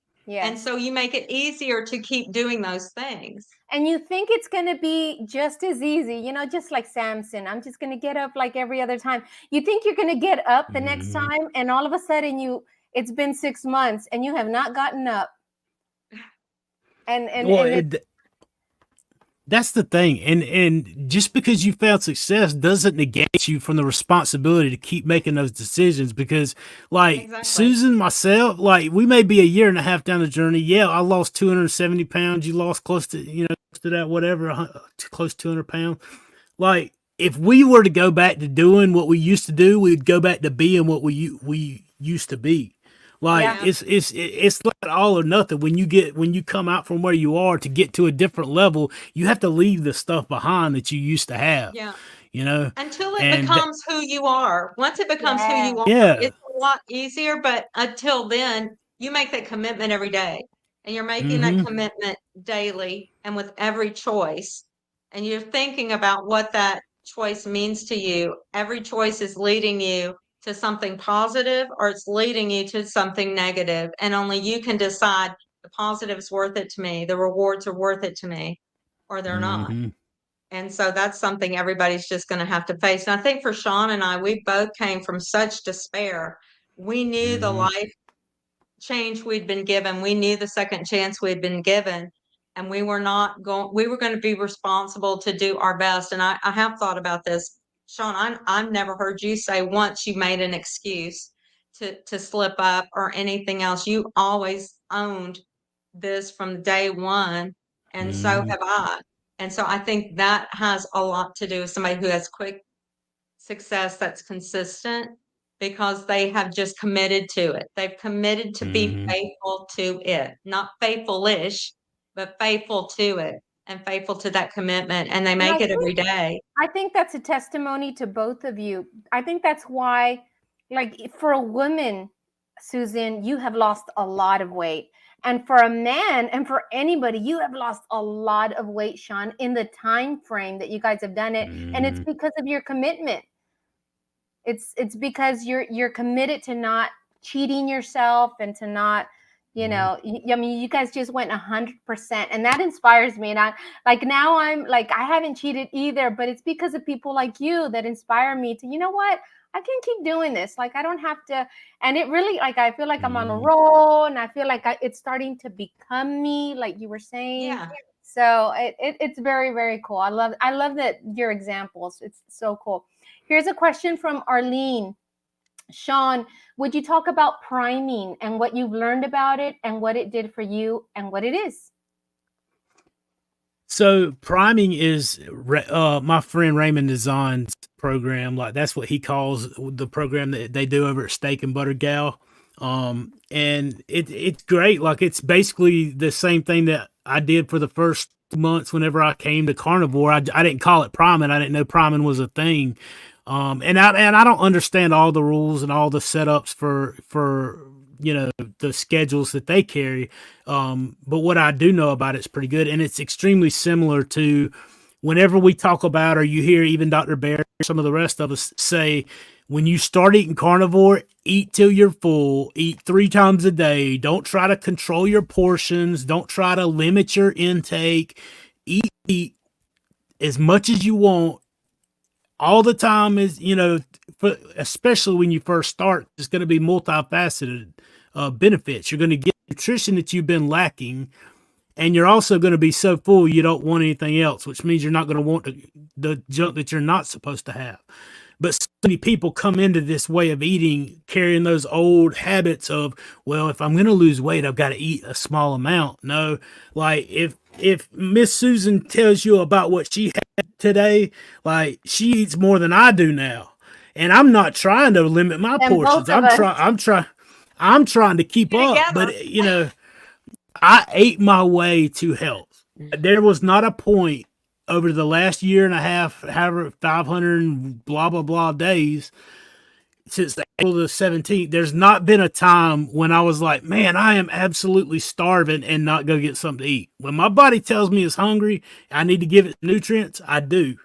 That's one of my sticking points back to catch back up with my point a while ago.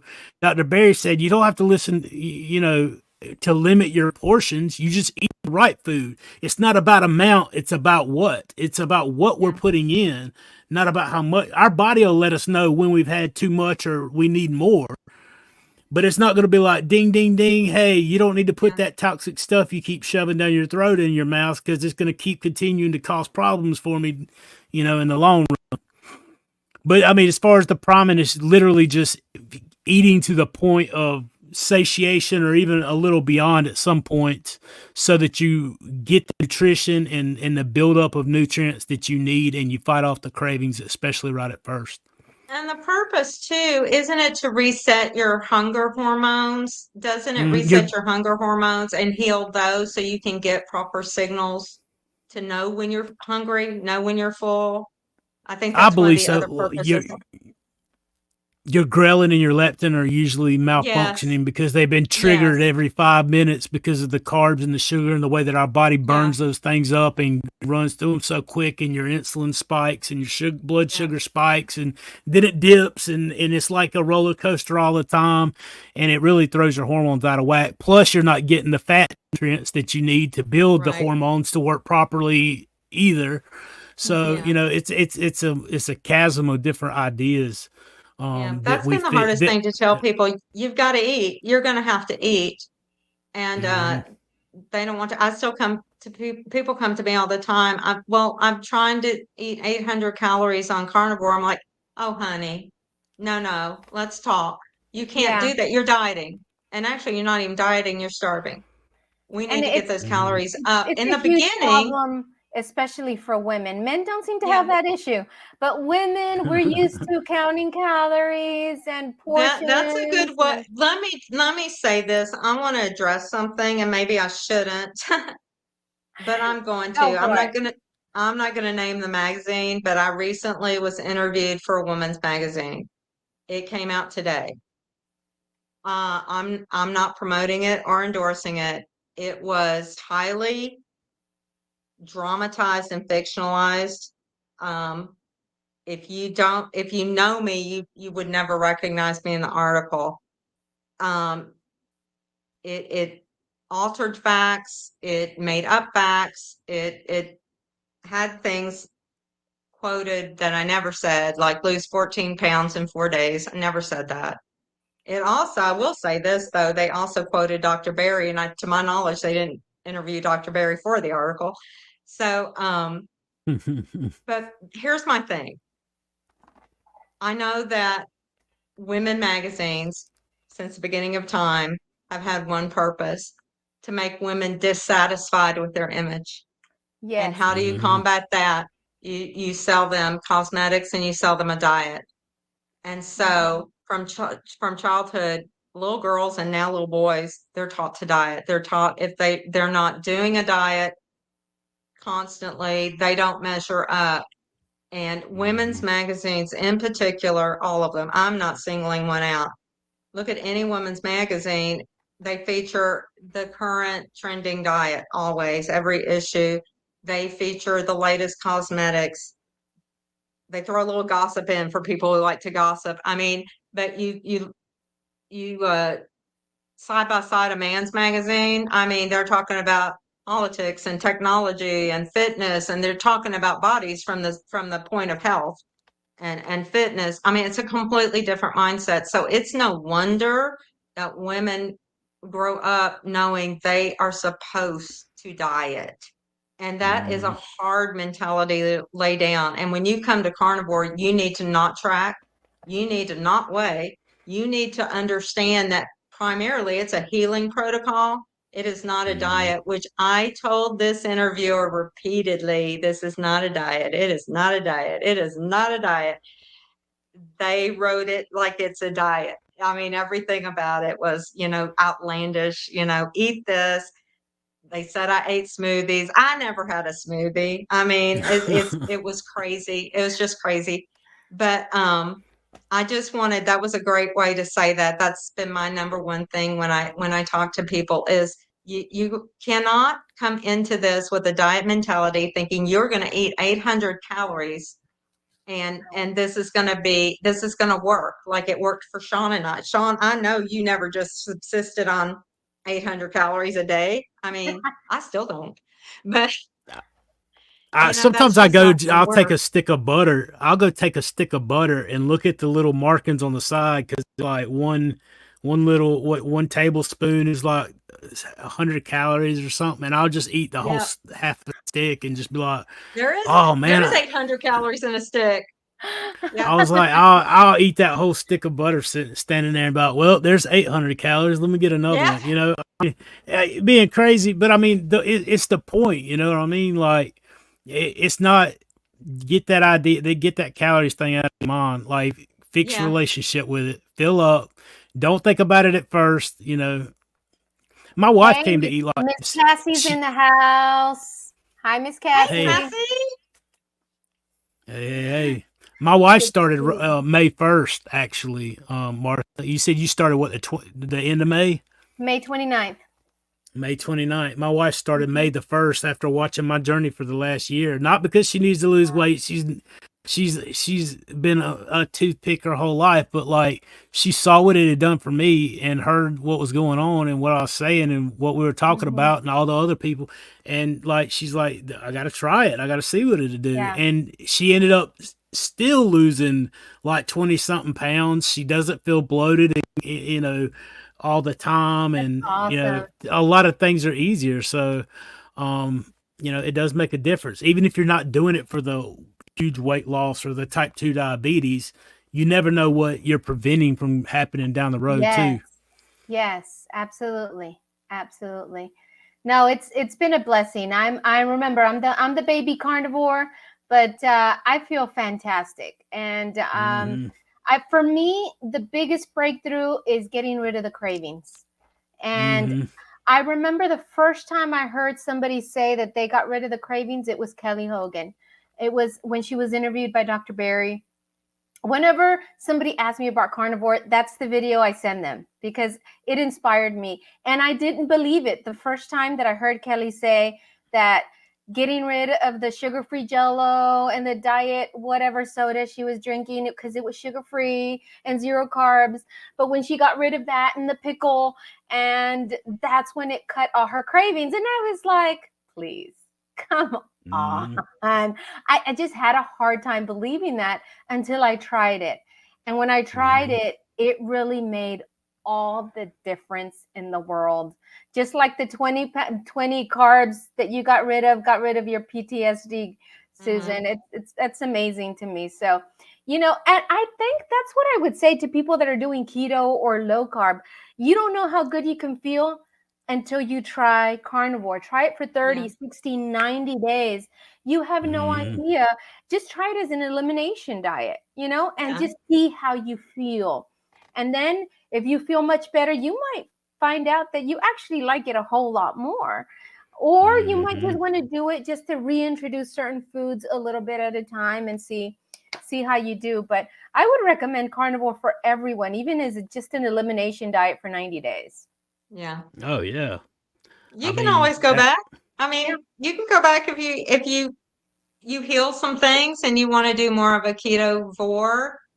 Yeah. Most people do stay carnivore that I know, Mm-hmm. and they do it for the benefits. Yep. You can't Okay, ignore so those kind of benefits. here's the Paul Saladino question. Okay. Yeah, Are you guys going to do carnivore forever? Or I am. are you at some point going to reintroduce a piece of fruit or something like that in the future? I am not because it's like I said, I introduced a salad a year ago. We're not doing that. First of all, having such a bad sugar addiction and knowing whether sugar comes from a fruit or a Twinkie, it's going to have the same effect on me and I'm going to have a spiral. And it's mhm. an Wow. addiction. I treat it like an alcohol addiction, a heroin addiction. It's an addiction Mm. that had me by the throat. I am not willing to go back there. So no fruit Mhm. for sure. And actually, I've been completely healed from all gastro issues. I am not willing to ever suffer that way again. I mean, I used to stay in the bathroom with cramps and scream and cry for sometimes 9 hours a day. I couldn't leave my house. There's no vegetable on earth worth it to me. So, no, no sugar, no fruit, no vegetables. Shawn? I honestly love steak. I have no problem knowing that I can have a brisket every day. People know what to buy me for gifts. People give me tomahawks and roasts, and what's wrong with that? It's awesome. How about you, Shawn?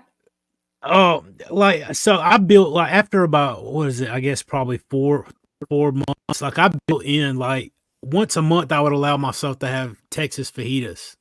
And I use that as like a tool, like I eat strict beef, usually not even bacon, usually it's beef, butter, and eggs, um, all the time. Like, and I don't even. Not only do I not want to go back to the way I was eating, I don't even want to eat anything other than ribeyes. Now I get short on cash, and I have to go buy 5 pounds of ground beef or something and cook up some hamburger patties, which I'm good with. But like if I could have a ribeye and butter and eggs every day, I'm good. Like I'm content. I'm happy. And that one time a month was not necessarily just because I've only had Texas fajitas as my meal, and I set up this boundary. My wife goes, she gets it, picks it up. We usually bring the stuff home. There's enough for one meal. Like you don't get 3 weeks of cheating. You don't get this. Of course, I could go get it every day for 3 weeks. But when I have that, it would always remind me the way I feel afterwards. I eat so strict all the other times. I can tell a big difference when I have something that's not on my plan, and it Mhm. always drove me back. It always just showed me, Yeah. look, you can have it anytime you want it, and this is how it's going to make you feel. And that just ingrains that you're going to feel like crap into your mind. And it helped me throughout the process. But as far as going back to all this the way I used to eat, spending $25 on a Jersey Mike sub or something, one of them big giant turkey subs with all the oil and vinegar, lettuce and rabbit food and all that stuff on it, no, I'm not going back to that. Now, have you guys done your labs? Do you guys know what they look like? Are you not concerned at all, or just curious? The last time I did my labs in May. In May. How did they look? They were good. My A1C went from that 7 and it's all the way down to 5.2. My ALT and AST, my non-alcoholic fatty liver numbers, I don't remember the exact numbers. I got them wrote down somewhere, but they were, my non-alcoholic fatty liver disease was completely cured. I'm off the gout medication, like I said earlier, but my uric acid level's still between a 6 and 7, but I haven't had a flare up in over a year. My blood pressure's between 110 and 120 over 72 to 78 usually. I'm not on any blood pressure medication.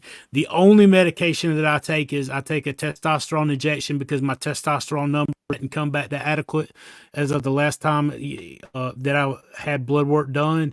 But everything was good. There was no issues.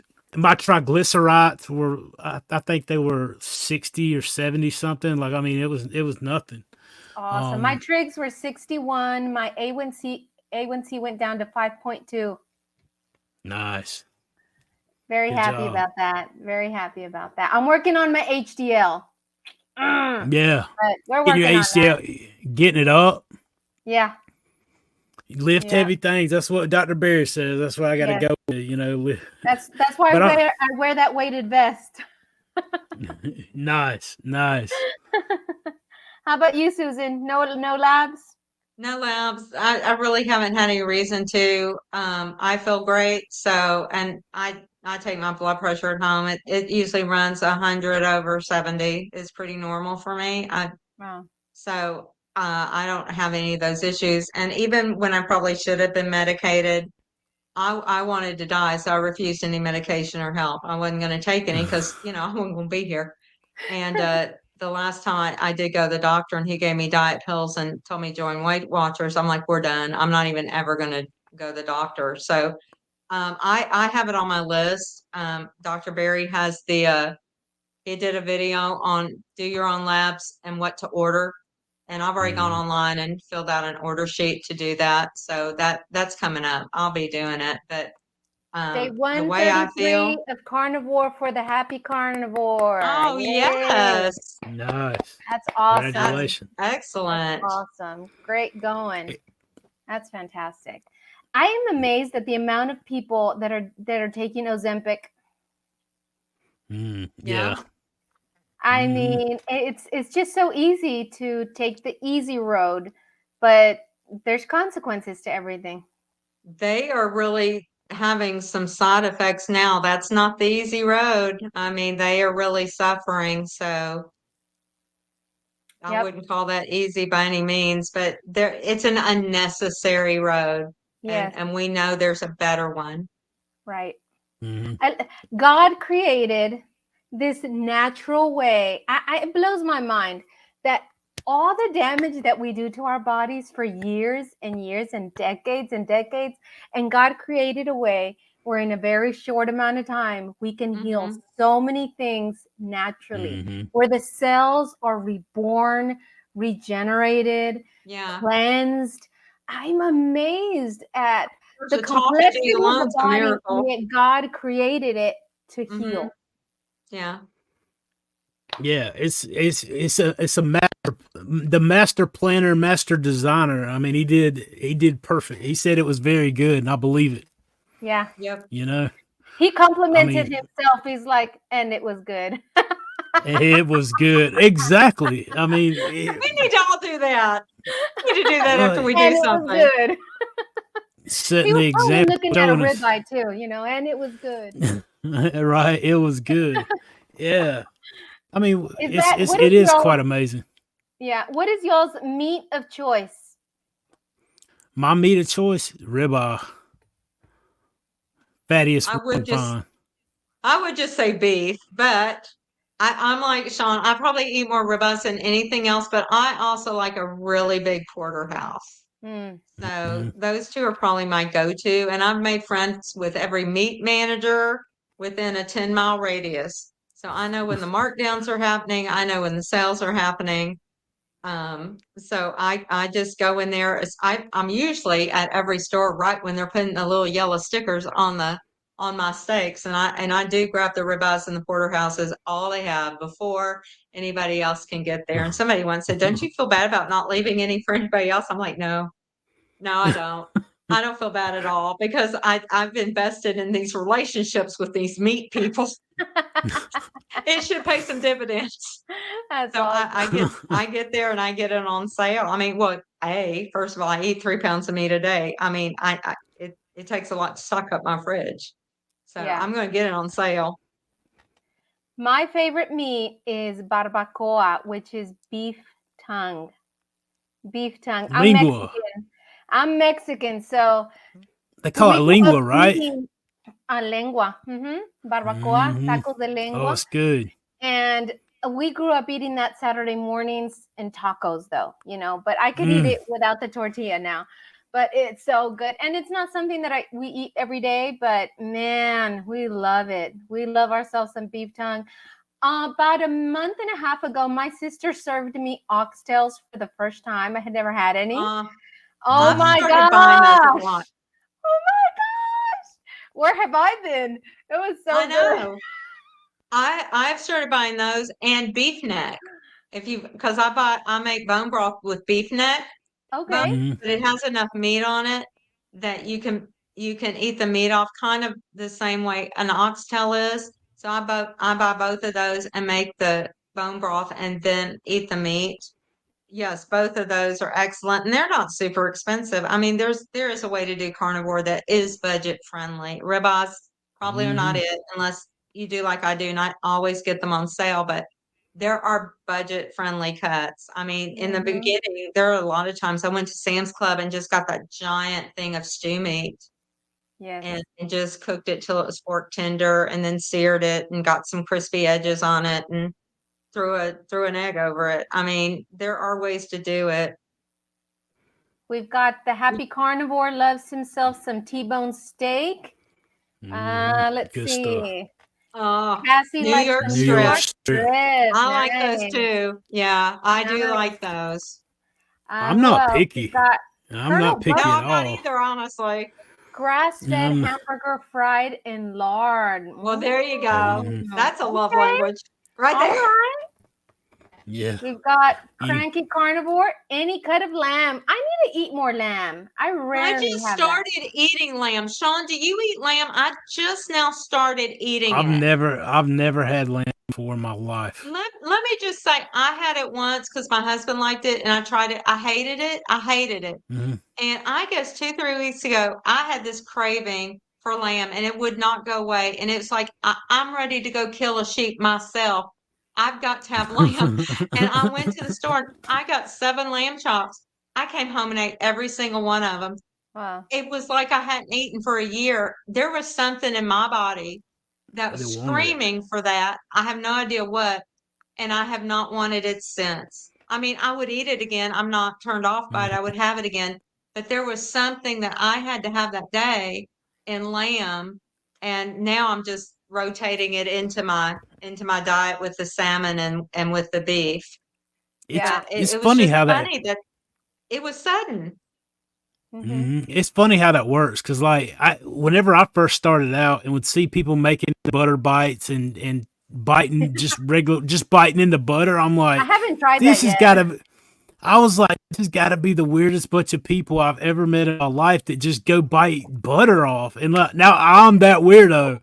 I'm that guy going to the refrigerator with nothing else to do but take a bite out of the butter and leave my teeth marks in the butter. And like, I even got to position it just right on the shelf so my wife can see the teeth prints in the butter so that she knows I did it, so she can say something about it. Yes. But I mean, I'm that guy now. But it's Yeah. funny how your body tells you those things, because like I would have never Yeah. thought that would be me. You know, I just Yeah. it's just butter, right?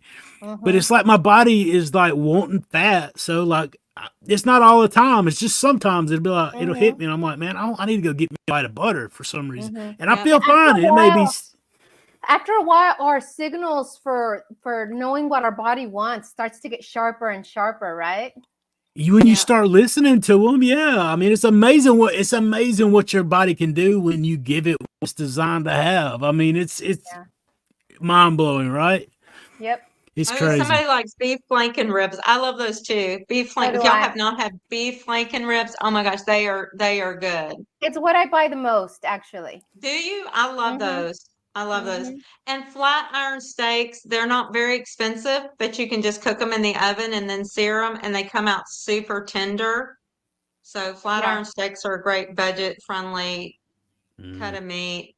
I I'm mean, also, and since I'm Mexican, I also love menudo. Tried. ah, you have much more variety than I do, for sure. Well, I grew up on What menudo. so what is that? It's like the stomach lining.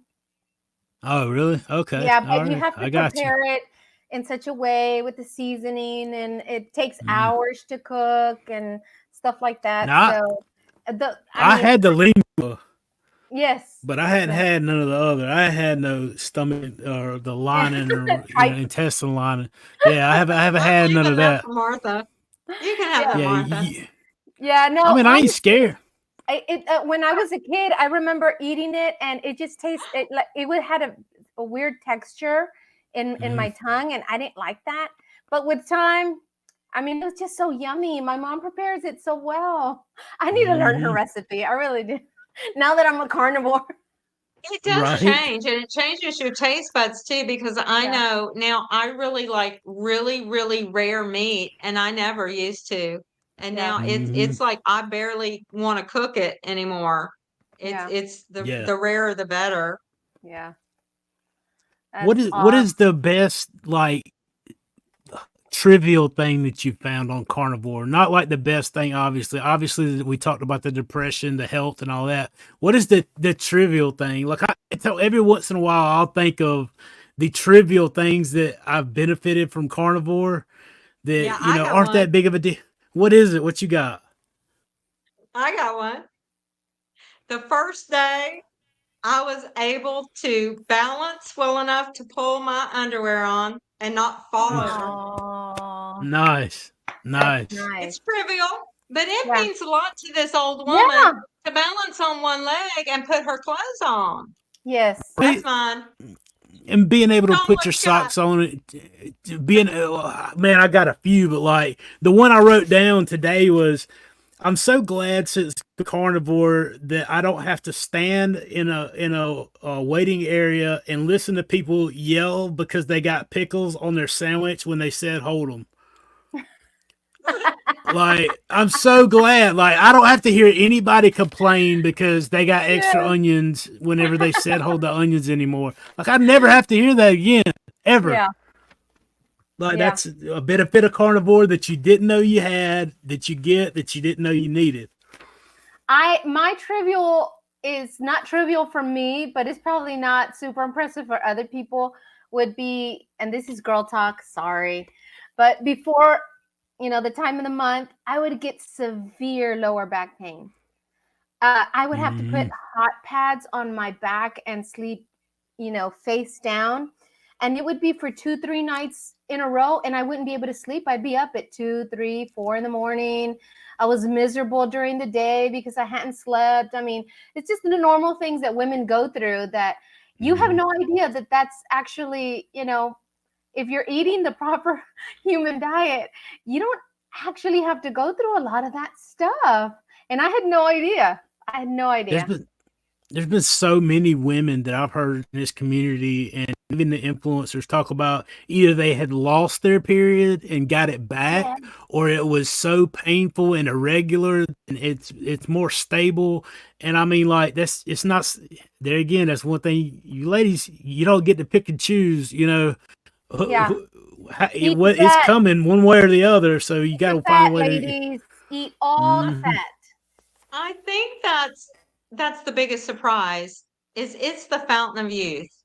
I mean, people have been searching for the magic pill and the magic water and the magic thing, and it's meat. Yeah. And it really, you start at some point, you start to age backwards. It's the wildest thing.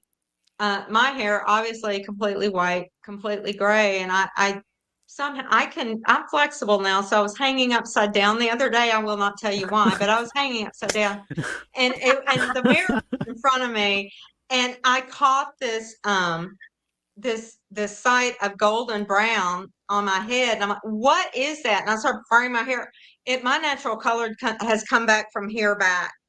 Oh And my it God. was always a golden brown. I'm like, oh, and I'm like, crud, I like my white hair.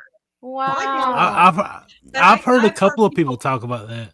Yeah, that their natural hair color comes back and they just begin to age backwards. It's the funniest thing. And of course, the longer you're on it, and I'm looking forward to when I can say, I'm a 4-year carnivore, I'm a 7-year carnivore, I'm a 10-year carnivore.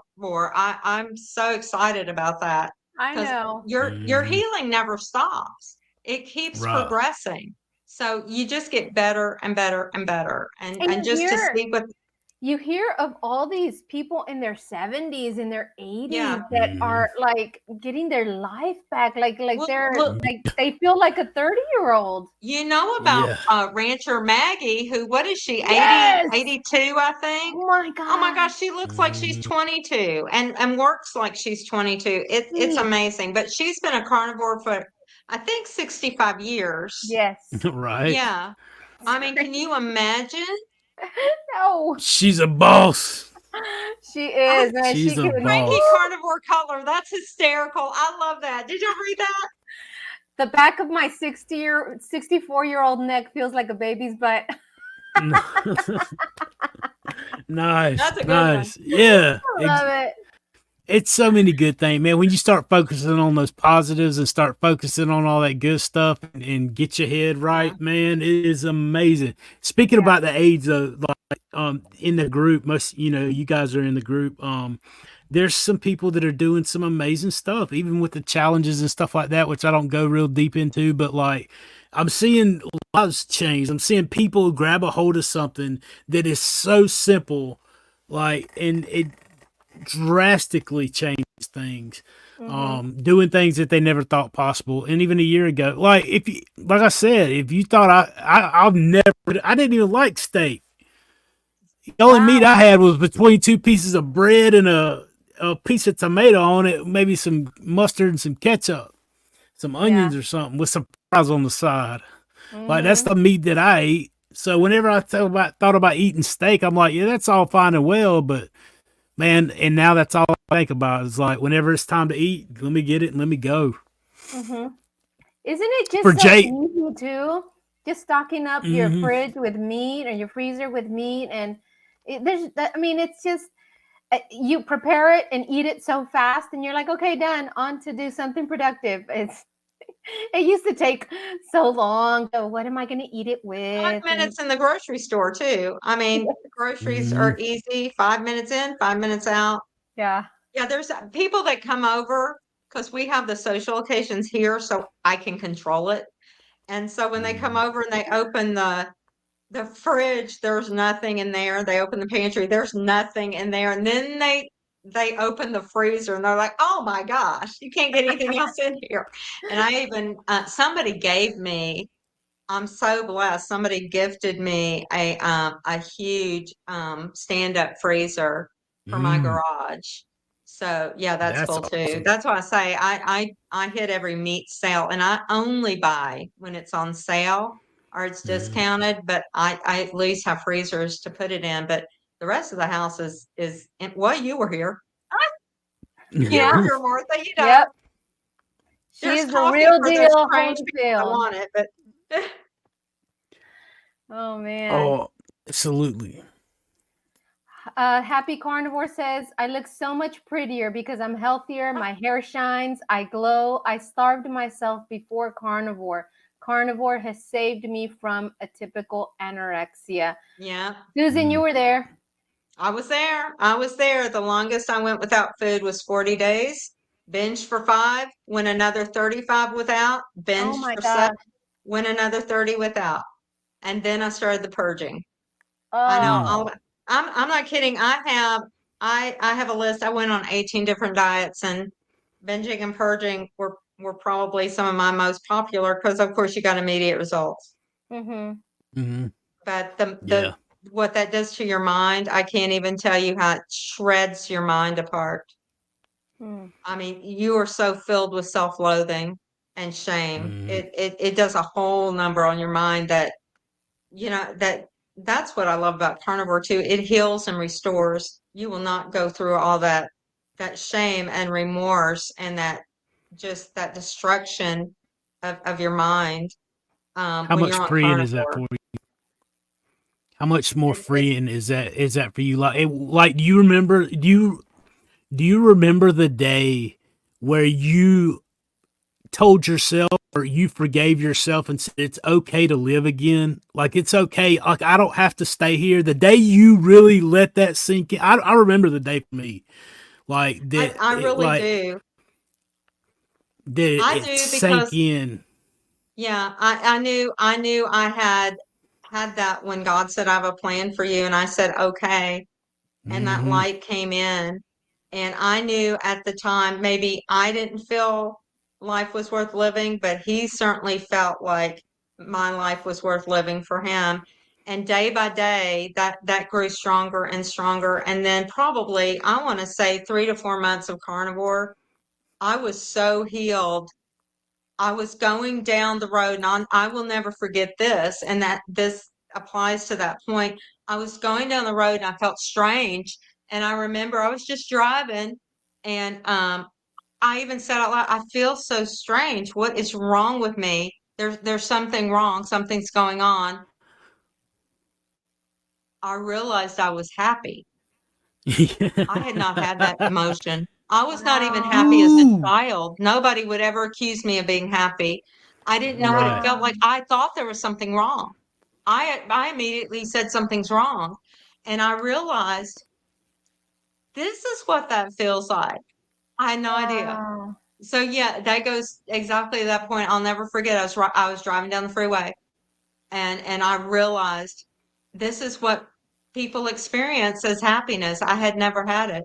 And from that, everything else just opened up. And that's been every day on carnivore, just everything expands and opens up. Your life becomes, your food is limited. There's no denying that. You're eating meat, but your life opens up. There's no more limits on your life. There's no more limits on what your Mhm. potential is. There's no more limits on what Yeah. your dreams are. You can go as big as God wants you to go because he's a big God and he will help you get there. So Mhm. the limits come off your life, which is amazing. And that's another true miracle. There's just been so many miracles with carnivore. There's so many surprises with carnivore. And what I think is so amazing too, it's so individual for each Mhm. person doing carnivore that it's their own journey and they will each Mhm. have success, but maybe in different ways, and they will notice different Mhm. things. And no two carnivore journeys are the same. I know mine has been Mhm. completely different from almost everybody's. And so, but it's still victory, and it's still what works for you, and it's still a miracle, and you get your life Yes. back. That's one thing we can say about all carnivores who do this and stay on it. They get their life back. And Mhm. Mm-hmm. that's worth it to me. I mean, that's worth it to me. Yeah.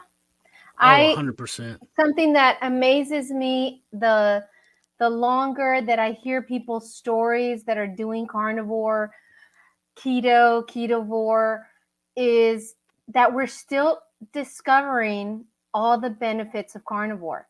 That we Yeah. Mhm. haven't we haven't reached the end yet of all the benefits of it, because I Yeah. feel like every month I'm hearing something new. I mean, like, what doesn't it do? Like, it's like, okay, if you break your arm, maybe it might not, but you might recover more quickly, and you're just like, what in the world?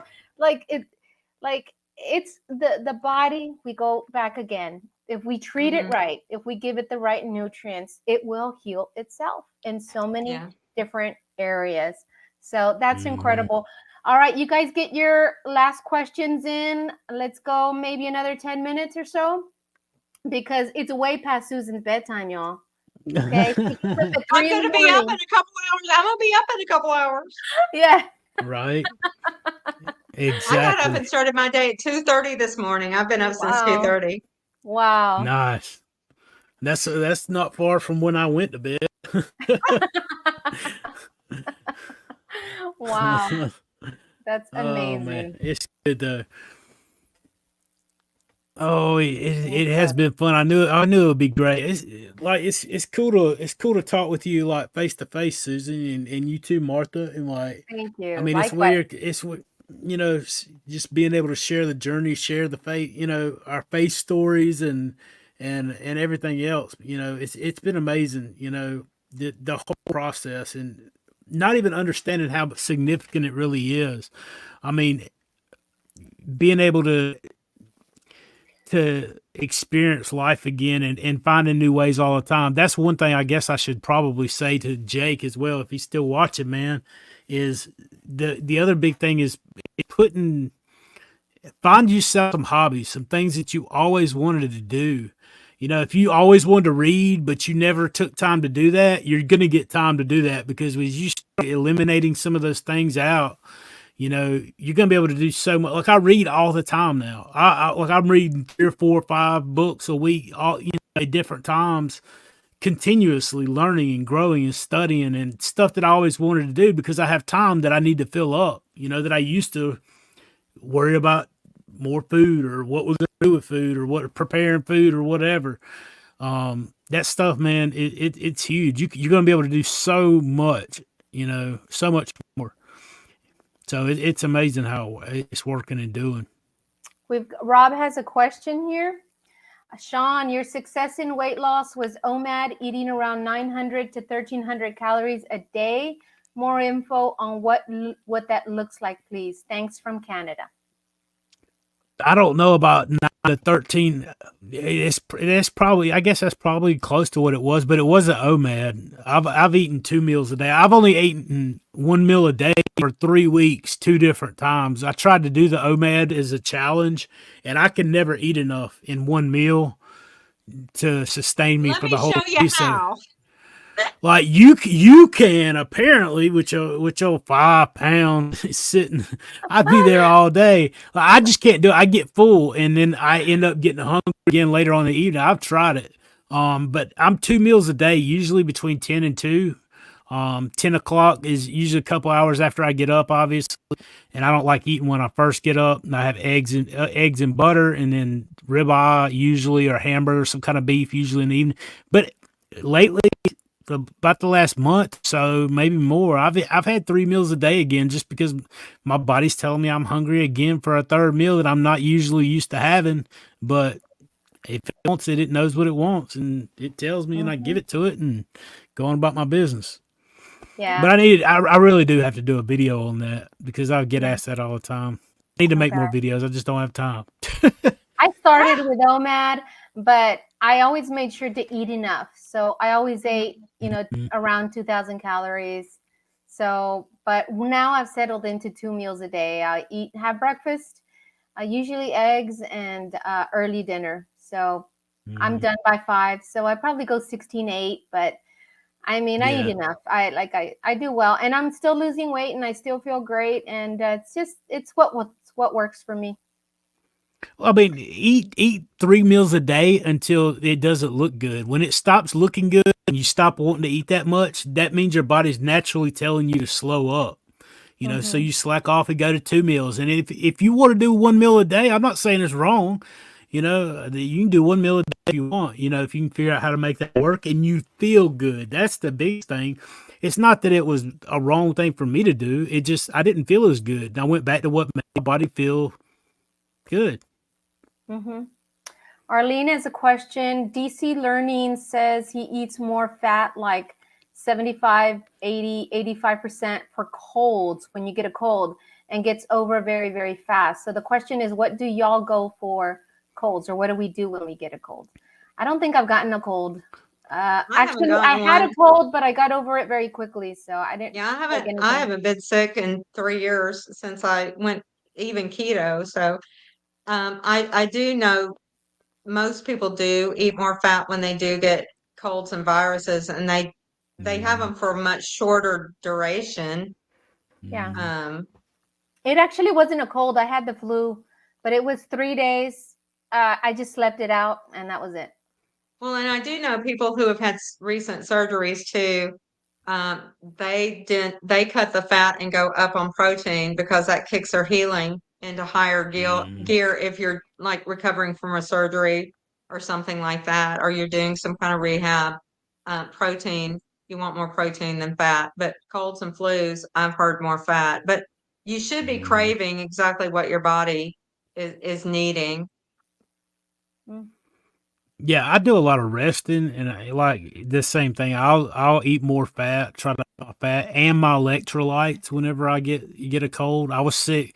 The worst time I was sick in a long over a year, I guess, was last month. I don't know what it was that got in. You know, my son was sick, and then not long after that, I got it, and I think it was going around. But I was down for probably 3 or 4 or 5 days. You know, I just was exhausted.